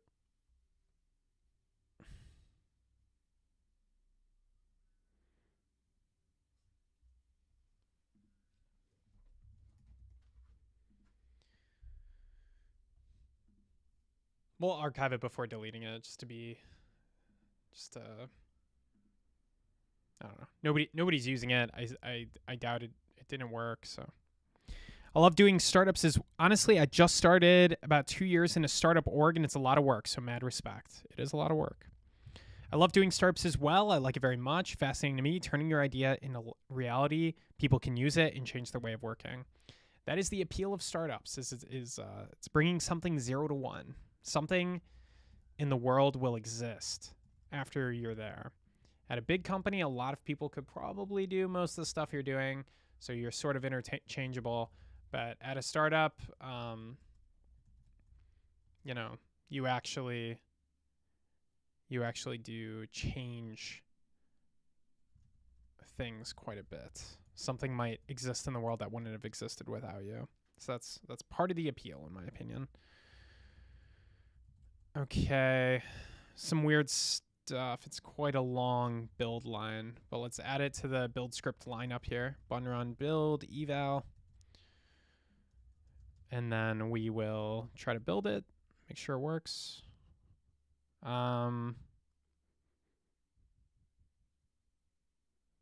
Okay, and then if that file path is correct, I think we did it. So let's open a PR, add eval export, add eval export. I might rename this package to eval and then just have web worker be an additional export. So less repos, a little bit simpler. But renaming a package kind of sucks, so I don't know. We'll wait for these tests to pass, and then we can go back and hopefully get svg.tscircuit.com working. I also have to do the DNS configuration for it, so that's also going to be a thing. Hui. It's a lot of work, man. You got to be willing to go down the rabbit hole.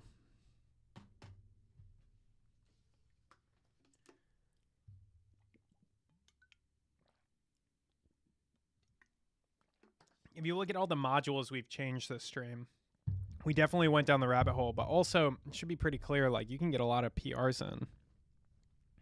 Especially, like, you know, since I'm bootstrapping the repo, I'm not doing as many PRs, but, like, you can get a lot of PRs in.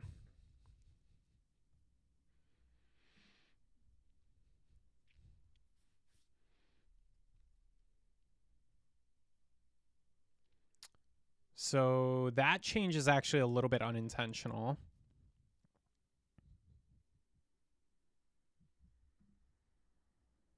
But I think it's okay.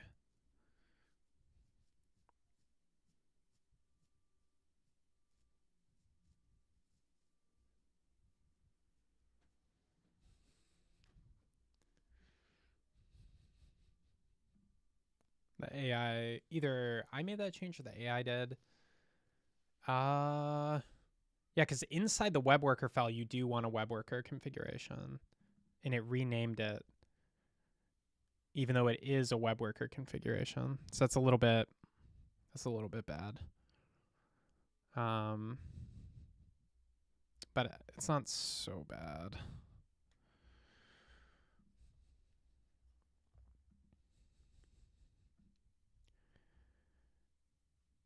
Okay. Making a startup is a lot of work. That's why these guys give opt for micro SaaS. Yeah. I don't like micro SaaSes. Yeah. I don't like micro SaaSes. There might be some good micro SaaSes out there. But yeah, I'm not a huge fan. I think the noble cause I was talking about, 0 to 1ing, is not so true for a micro SaaS.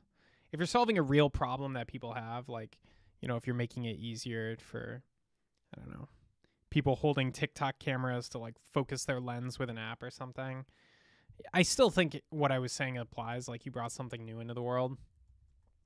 But, you know, micro SaaS, if you call yourself a micro SaaS, you're basically saying my ambition is only this big, which is like, you know, it's not very noble. Yeah. My opinion. All right. That should publish. Eval web worker should publish. Eval web worker. Man, this has been a stream. Just past the 3-hour point. This has been a stream.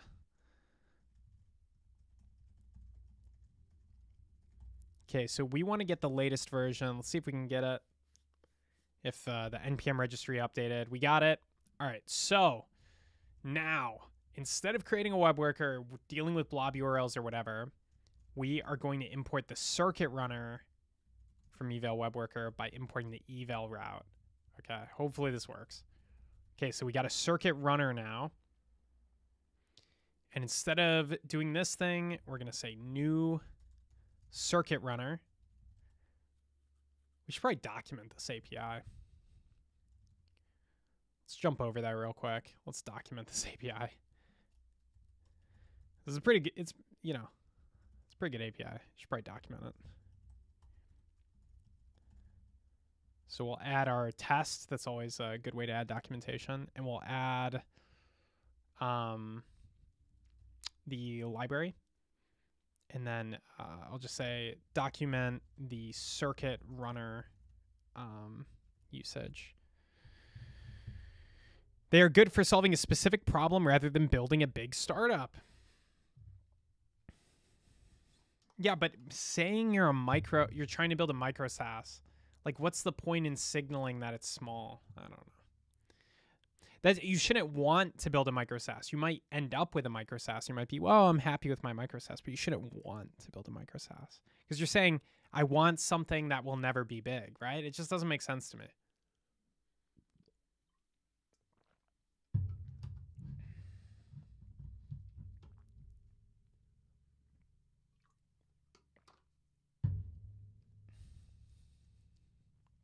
And people then think that a micro SaaS is less work when a micro SaaS is much more work. If you want an easy path to money, get good. Build micro SaaSes for fun and whatnot. Oh wow, look at this README they wrote. That's incredible. I love that. When to use which approach. Look at that.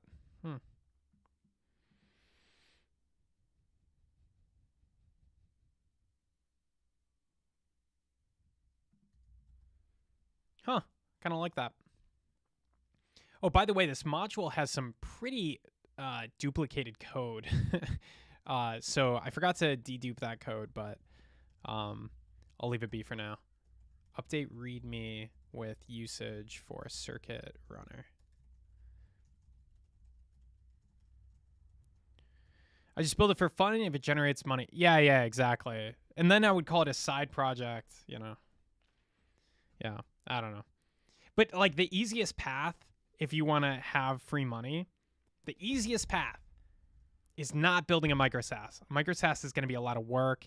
Like even you see like Levels.io or whatever. His startups sometimes go down at midnight, and he like just doesn't have like the support capacity. And he's not even a micro SaaS. He's like a that's got that's raking in some dough. I wouldn't call it a micro SaaS. Some of his things are micro SaaS like, but he's really not. He's trying to build products. I wouldn't say maybe he identifies with that, but anyway, his stuff like will go down, and like that's stressful, you know. And he has to know so much too. It's not the easy path. The easy path is to get good enough where you can work at a big company and make a lot of money, then put that in an index fund. That's the easy path, right? So if you're thinking about micro SaaS as an easy thing, it's not an easy thing. It is a good way to sharpen your skills to make side projects.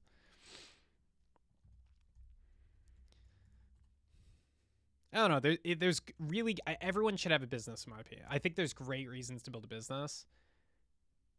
Cannot find package TS circuit core. Okay, so apparently there's a hidden peer dependency. So we will add that. I'm going to add some other things that maybe could be considered peer dependencies.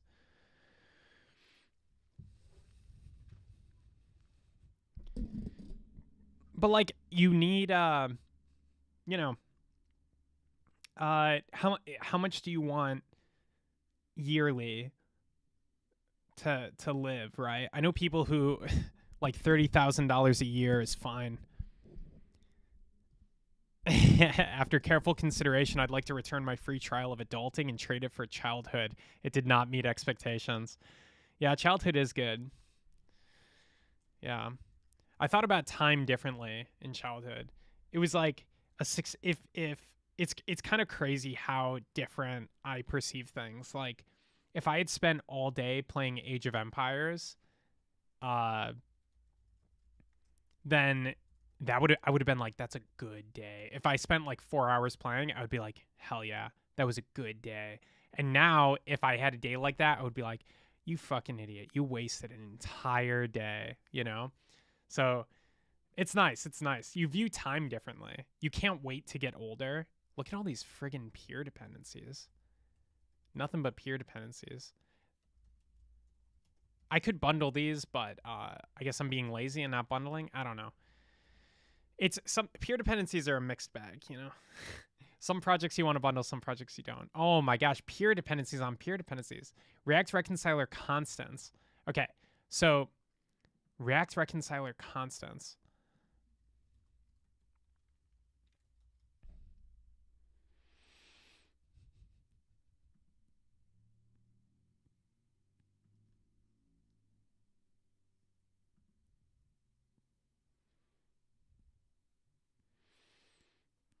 This is a React 19, React 18 compatibility issue.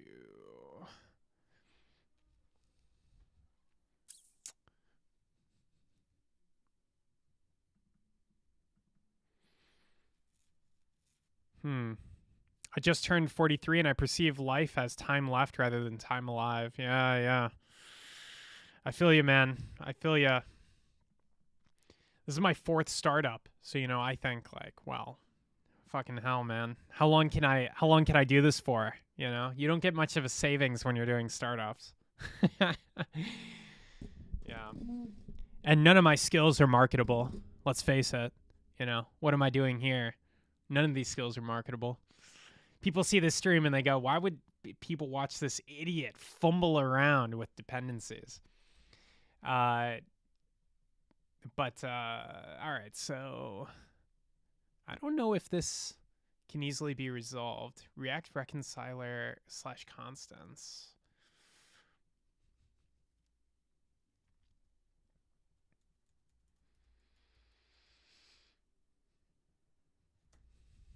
I'm kind of curious about this one. So inside of our core module, we require React reconciler constants, which is only available in a certain version of React reconciler.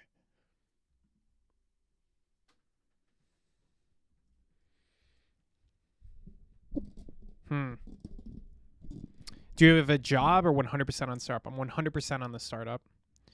I saw a guy doing a startup at the age of 50. Actually, if you look at successful founder ages, they tend to be around 40. But a lot of those people had jobs. I've been doing startups for 10 years. So, like, you don't have, it's not like you can do startups until the age of 40. You, successful founder age graph. I don't know why I looked up successful founder age graph. Yeah, the average age of a successful startup founder is 45. And they usually start, I think they started probably like, 35 or 40, somewhere in that range. You can see, it leans older. But I think at this point you have a lot of friends who are wealthy, and you also have a lot of capital yourself. And so it kind of comes down to like people who intelligently approach the problem of starting a business, because you can actually put some savings behind it and stuff like that. I'm hoping to live to the point where I can heal the body faster than it dies. I'd like to see the surface of another planet. Yeah, man, don't die. Don't die, baby.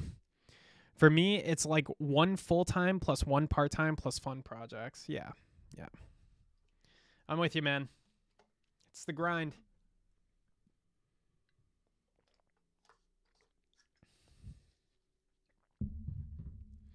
Yeah, working all day on your startup too, it gives you a lot of, it's like I would have died for a couple days to work on TS Circuit before, and now I have, as much time as I need, but this, it's just like you realize for something like TS Circuit, the scope is so deep, it would take like 10 of me to even start to make some serious progress on the whole vision.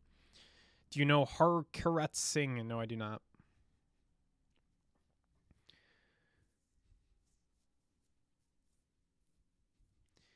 I am so confused about what's going on here. So we have 2 React reconciler versions as dependencies. I think maybe they need to be bundled.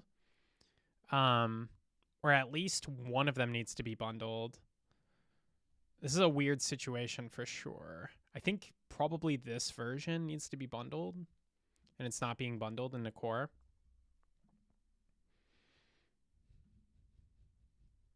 The other thing we could try to do is copy the how core requires the dependency over here, something like that.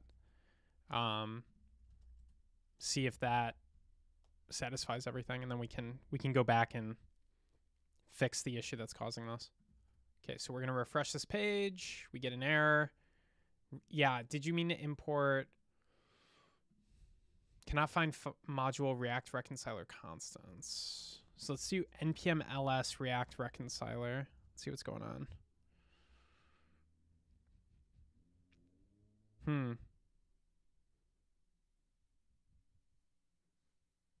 It's kind of confusing.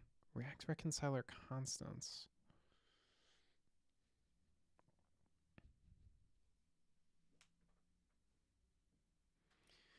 If I was single, I would do coding more as a hobby, but I'm married and have 3 kids, and I'm not sure I'm willing to gamble my family's future on my ideas. Makes sense to me.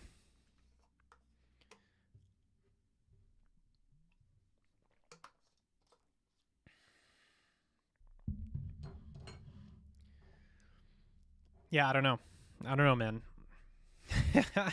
I mean, hopefully I have some measure of success before I have a family. Working on a startup, putting a lot of work, and then your startup fails. That feeling is the worst feeling ever. Nah, it's not the worst feeling ever. There are worse feelings. But it does suck. And it's not an acute feeling. It's a feeling you feel over months, because months prior to a startup failing that it's probably going to fail. So it's a very bad feeling, but yeah, there are worse things even within startups that are worse, Yeah. There's a lot of co-founder drama, it turns out, in startups. So I think situations get much worse there.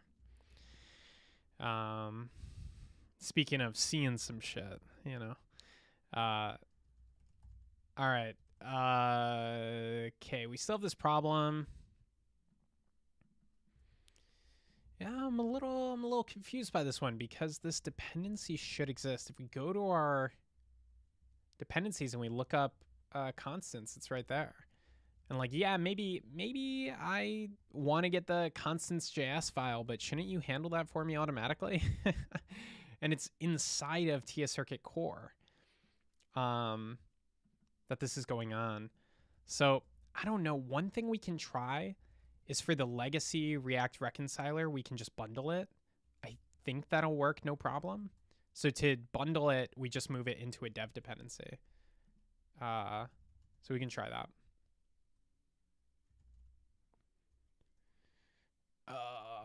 Okay, what do I have here? Let's stash our changes. Go to main. Get stash pop. See if we can get it to work. Okay, it looks like it popped okay. We'll install. And then I'm just going to create a new branch and push this up. So we'll say bundle reconciler 18.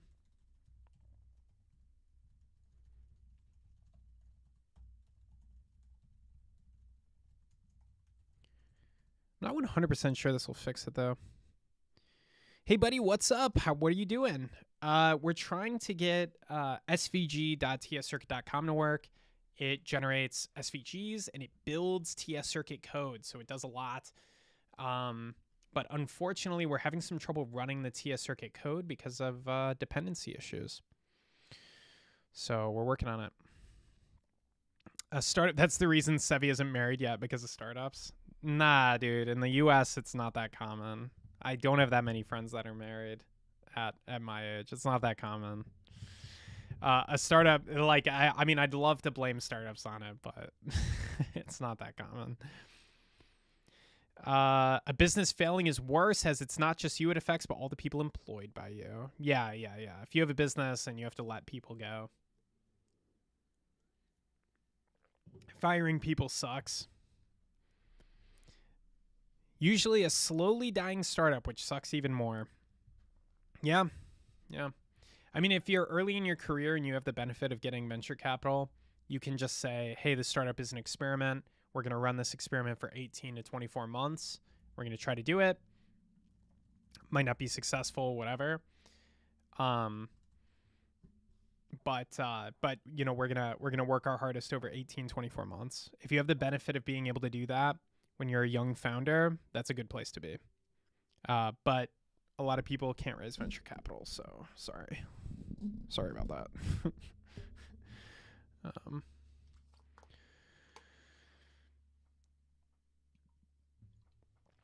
Benefit of young founders is they have no obligations, responsibilities, significant others, or and they also have the endurance to like work all night and stuff like that. So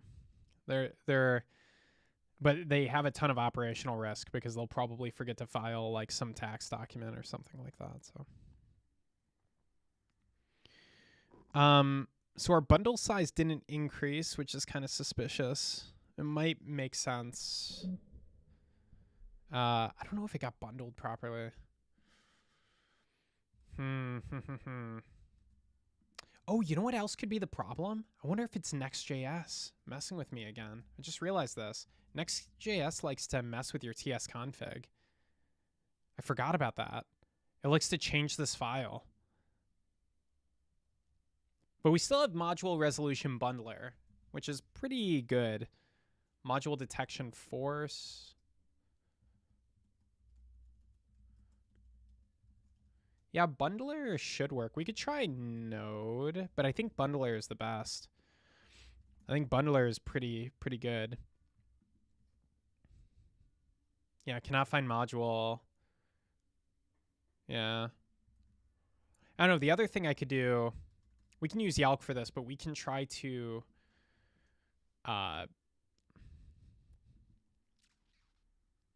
do exactly what it's saying, where it says it wants us to do constants.js. So we can literally just do, I don't know. It doesn't like that though. I guess it's going to let us do it. So we can try building this, publishing via Yalc. So publishing to the local, our file system registry, and then we can add it to our other project.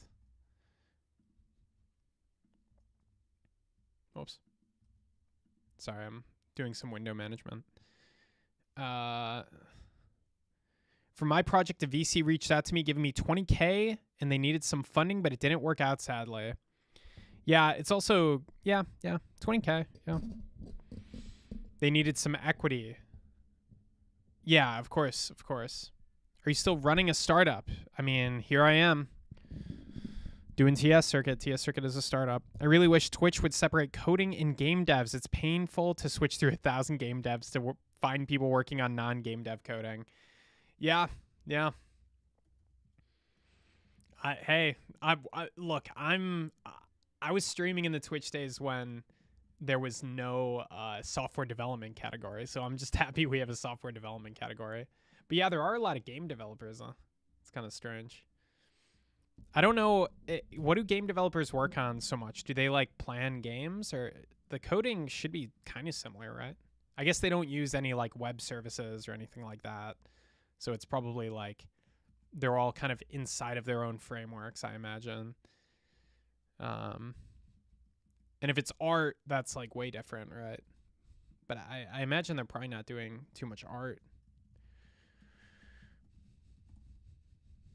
But yeah, I would say that most of the things I use, you actually would use in your job. Oh, it's actually building now. Huh, okay. Well, I definitely do not understand why you have to import in that way, but if it works, it works. Let's go to the PCB URL and it renders. So we're now able to render the SVGs in React. It's all Unity, Godot, or Unreal Engine 5. Yeah, so they're inside of those IDEs. So it's like less relatable because they're inside of the IDEs. Now it's the end for me. Shutdown time. Good, bro. Rohit, you have so much to live for. Stay with us. No, I kid. Go to bed. Get some sleep. Thanks for hanging out. Appreciate you. All right, we're nearing the end of this. But unfortunately, we need to fix this. Apparently, this .js is very important. I don't know why. I can't fathom why the bundle doesn't work with that. I give up. Not gonna question it. Import constants with JS extension. So we'll merge that into core, and then we should be able to hopefully deploy the server. And then we can launch this. And then the end goal is to get this working on the docs. This is really all we wanted, is just to display a friggin' SVG in the docs without having to go take screenshots every time.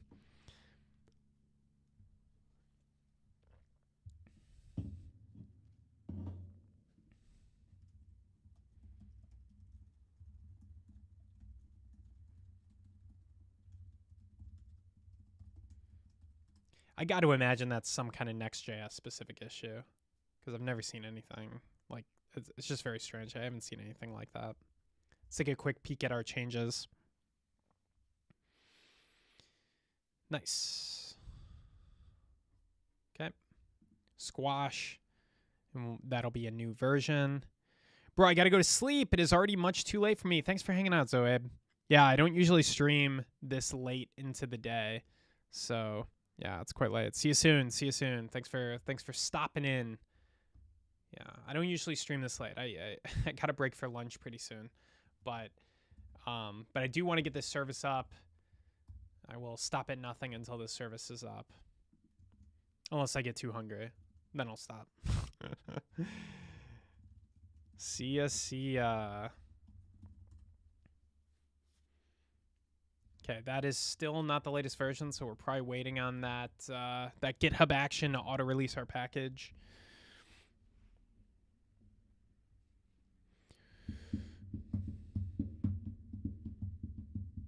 It's been a fun stream. It has been fun.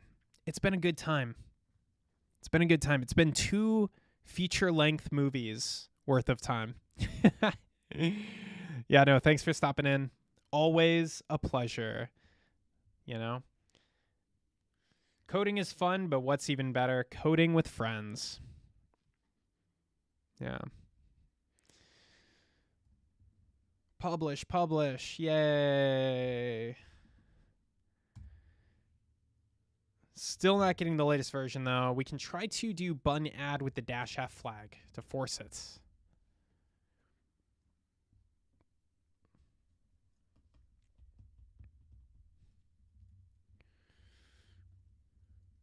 Okay. Let's run with Next.js, verify that this fix worked. We only tested it with Yalk before. Sometimes it doesn't translate well. It looks like it's working. So let's quit while we're ahead. Let's deploy to Vercel.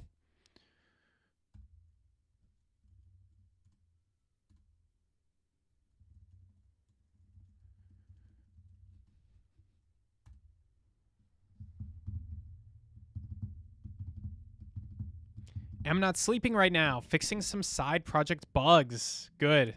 Or maybe not good, you know. Sleep is very healthy.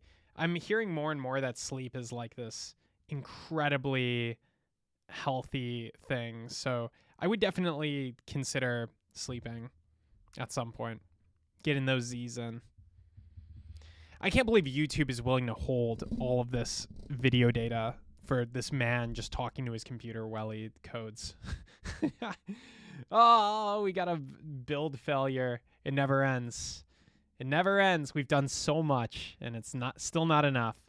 Cannot find module TS circuit eval worker eval.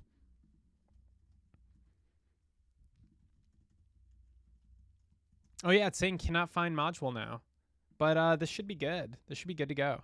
TS circuit / eval web worker at latest. This is what we worked on at the beginning. This should be good. This is probably some Next.js bullshit. Let's see. See if it fixes itself. Restart the TS server. Still not working. And it works locally. I'm going to try it with this JS extension. I feel like Next.js is really upset about this .js extension. I'm also a little bit suspicious of the types from this module not being exported properly. So we can do a little investigation there. Okay, let's see. You know what? Here's what I think is going on.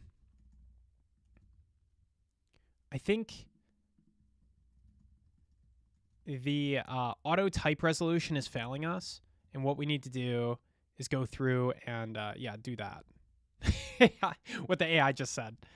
But I thought of it first. But yeah, I think basically if we explicitly define the types, it's going to figure it out. It wasn't able to automatically figure it out. I'll wake up a bit late. It's Friday tomorrow, so all good. It's fine. Do you not work on Fridays? Or is Friday kind of like a lax day at the office? No meeting day. I would never have a no meeting day on Friday if I had an office, because people just would not work. They wouldn't do anything. So if you can have it be a meeting day and kind of like, but people leave early, man. I've always been somebody who stays late at the office, and nobody stays late on Fridays. Everybody's out.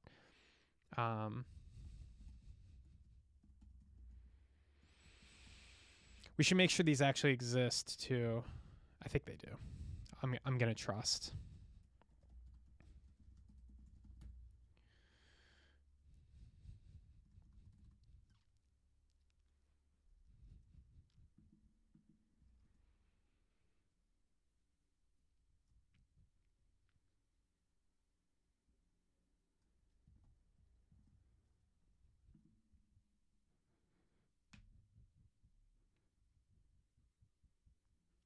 It's hard to test exports. It's one of the things I don't like about them. It's really easy to mess things up. You can test them with Yalk. It's probably the best way.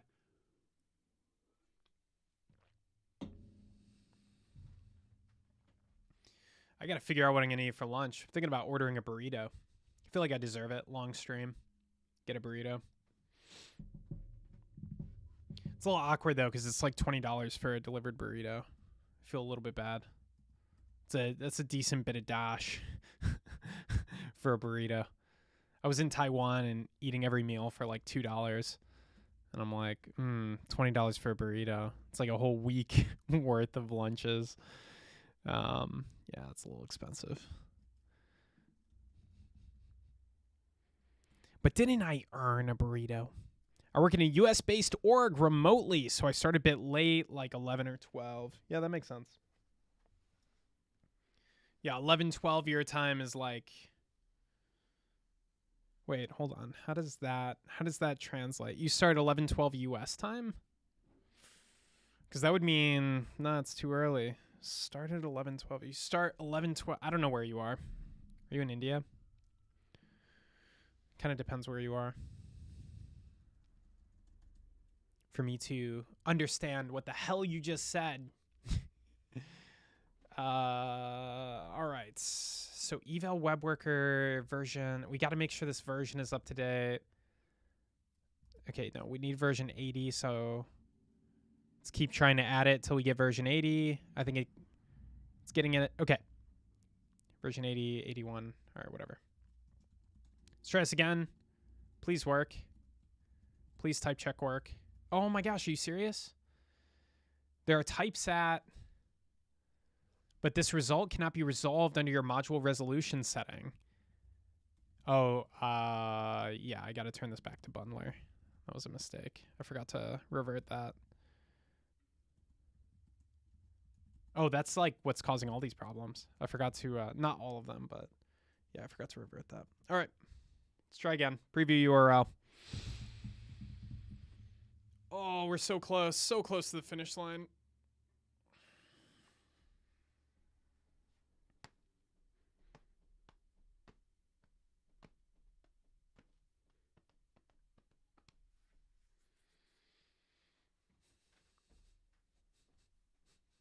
I would love an AI that supervises all the repositories and makes sure that they have good usage documentation and stuff like that. I think that'd just be a general quality add. And AI is really good at writing readmes, especially if the repo has tests.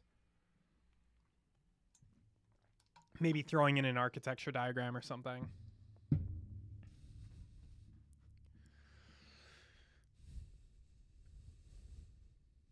Okay, we're deployed. Why you no work? Visit. Okay. Do I have a snippet? Okay. Yeah, all right. Let's go. We finally did it. Just order the burrito, you have earned it. I don't know, I gotta see what's in the fridge, man. What do I want? Just salivating. Yeah, I'm not really sure. I don't think I have any other food. I'll have to take a look around. You know what? I might order a burrito. Sometimes you got to get a burrito. I would love to show you guys my burrito selection, but unfortunately I'd be doxing myself. It's very, very visible address information. Also not an application optimized for streamers. All right, so production URL is deployed. Fine, whatever, but it's not on the domain we want. So we're going to do some configuration to get it at the right domain. So first we go to Vercel. We tell Vercel svg.tscircuit.com. We did this whole project on the stream, which is pretty cool. And I thought it would take 10 minutes, and it took a little bit longer. We're not going to talk about it. So I have to go to Cloudflare. Even though there's nothing really insecure on Cloudflare, I don't like to show it on stream. So I'm going to do this part off stream. Or not off stream, but on my other monitor. But I'm just putting in this URL to Cloudflare. But there's, it's not bad. You can look up the DNS information for any domain. It's not like confidential, but I don't know, man. There's like security settings all over the place. It just doesn't feel streamer friendly.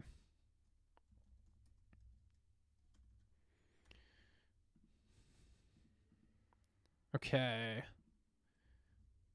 All right. Should be deployed. This should refresh eventually. Give us an SSL cert.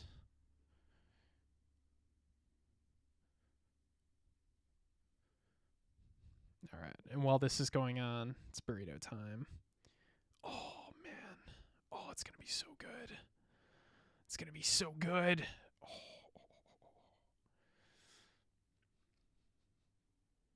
I'm going to throw some avocado in there. Mmm. Mmm. Damn, I'm living the good life, you know? Burrito to my doorstep. It's like exactly $20. All right. Burrito ordered. I don't know how good meal delivery is for you guys, but for me, I order a burrito, I can get it like 10 minutes later. It's kind of insane. I really like it. Saves a lot of time too. Like if you do care a lot about your time, but $20 is a bit much. Anyway, svg.tscircuit.com. We're launched. That SSL certificate. It says not secure, but that SSL certificate will be here soon. In India, you can order anonymously. That's crazy. I don't even know why you would want to do that. You ashamed of the food you're eating? I am. But now we can generate URLs for this. So the next step is to create a React component that can show those screenshots in this README. So we want a React component we can drop in, and then you can kind of click through or see a couple of the screenshots, and maybe even zoom around in them. But it should be very, very lightweight. So we don't want to load in too much stuff. We want it to be lightweight. So yeah, that's basically it, guys. We did it. I think yeah, I mean, I could do the docs component. I'm kind of sad to do that one off stream because it's kind of a fun Docusaurus thing. But I mean, that's the meat of it. I'll work on it until my burrito comes. That's my compromise, so people can see it.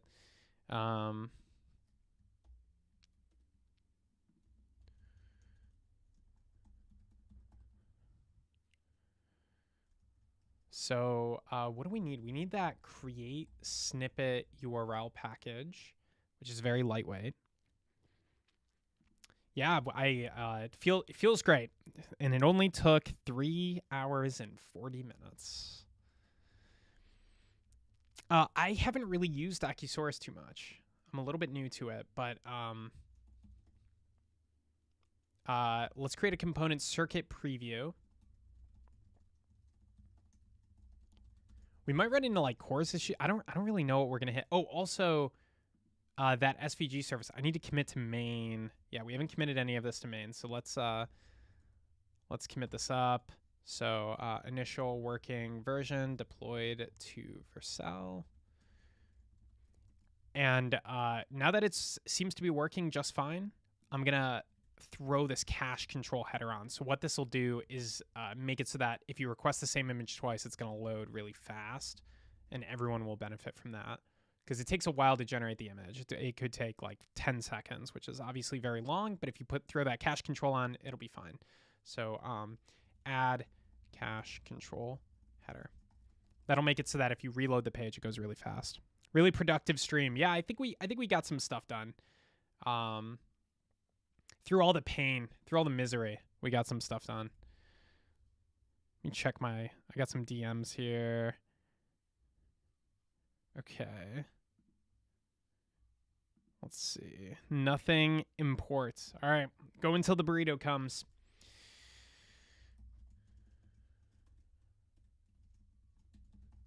Create snippet URL. So unfortunately, we didn't write we could create it real quick. Let's update this package so that it has a function like create SVG URL.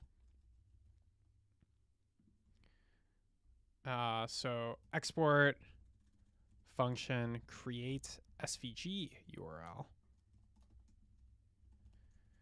Just to make this more clear, we'll say TS circuit code.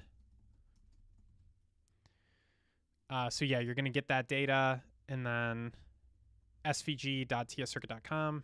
You'll also have to specify the type that you want. So We'll say SVG type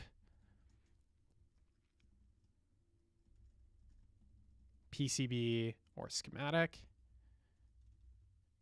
And that will be a URL parameter. So SVG type equals SVG type, code equals that.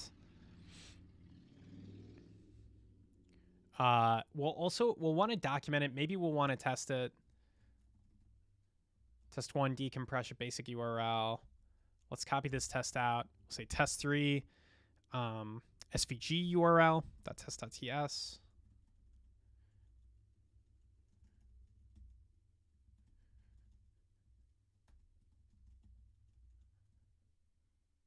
Ooh, what happened there?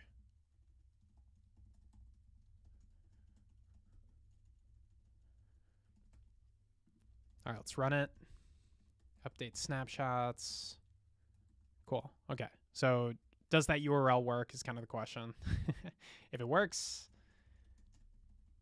then we can manually test that because we don't necessarily want to make a network call in our tests if we can avoid it. We would have to use a fake. Oh, it doesn't work. Interesting. Okay. Oh, we have to encode the URI. So base64 encoding is not URL safe, which is why I really should have done base58, which is URL safe.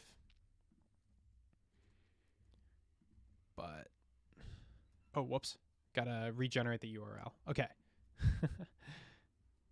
Okay, this is the new URL. It's a little tricky to copy out of the snapshot, but that's the new URL.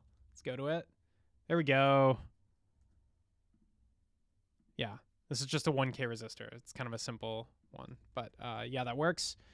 Okay, so add create SVG URL method.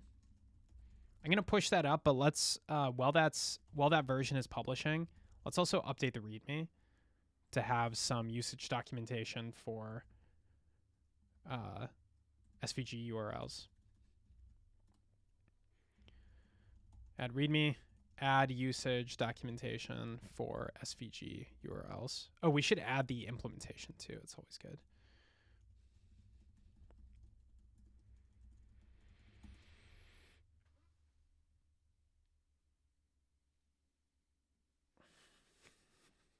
We're in dead man's time right now on a Thursday afternoon. People in India are asleep. People in the US are not here. And my burrito's here in 2 minutes. I don't know, guys. I don't know. I don't know if the docs will ship. But we got a README update. Let's see. Basic usage, SVG URLs. Perfect. SVG URL usage in README. Okay, I'll push that up too. Got to pull because it's publishing new versions. I'm being very lazy. All right, so super easy to create SVG URLs now. If I update to latest tscircuit/create snippet URL, I should be able to use that new function, create SVG URL. So for our circuit preview, the prop it'll take is a prop called code. Actually, it'll be required code. And we'll create an SVG URL. I almost want this to have like tabs. So we'll see how this works. But yeah, we can do that. We can do that. We can have a parameter show tabs, and we'll do show tabs later. So we'll say that's a Boolean. We'll say default view. You know, view type would be a better name than SVG type. Too late, though.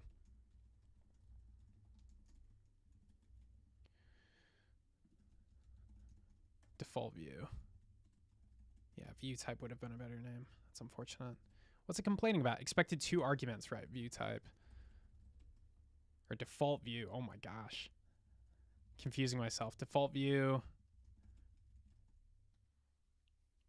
Okay. So we should be able to pass in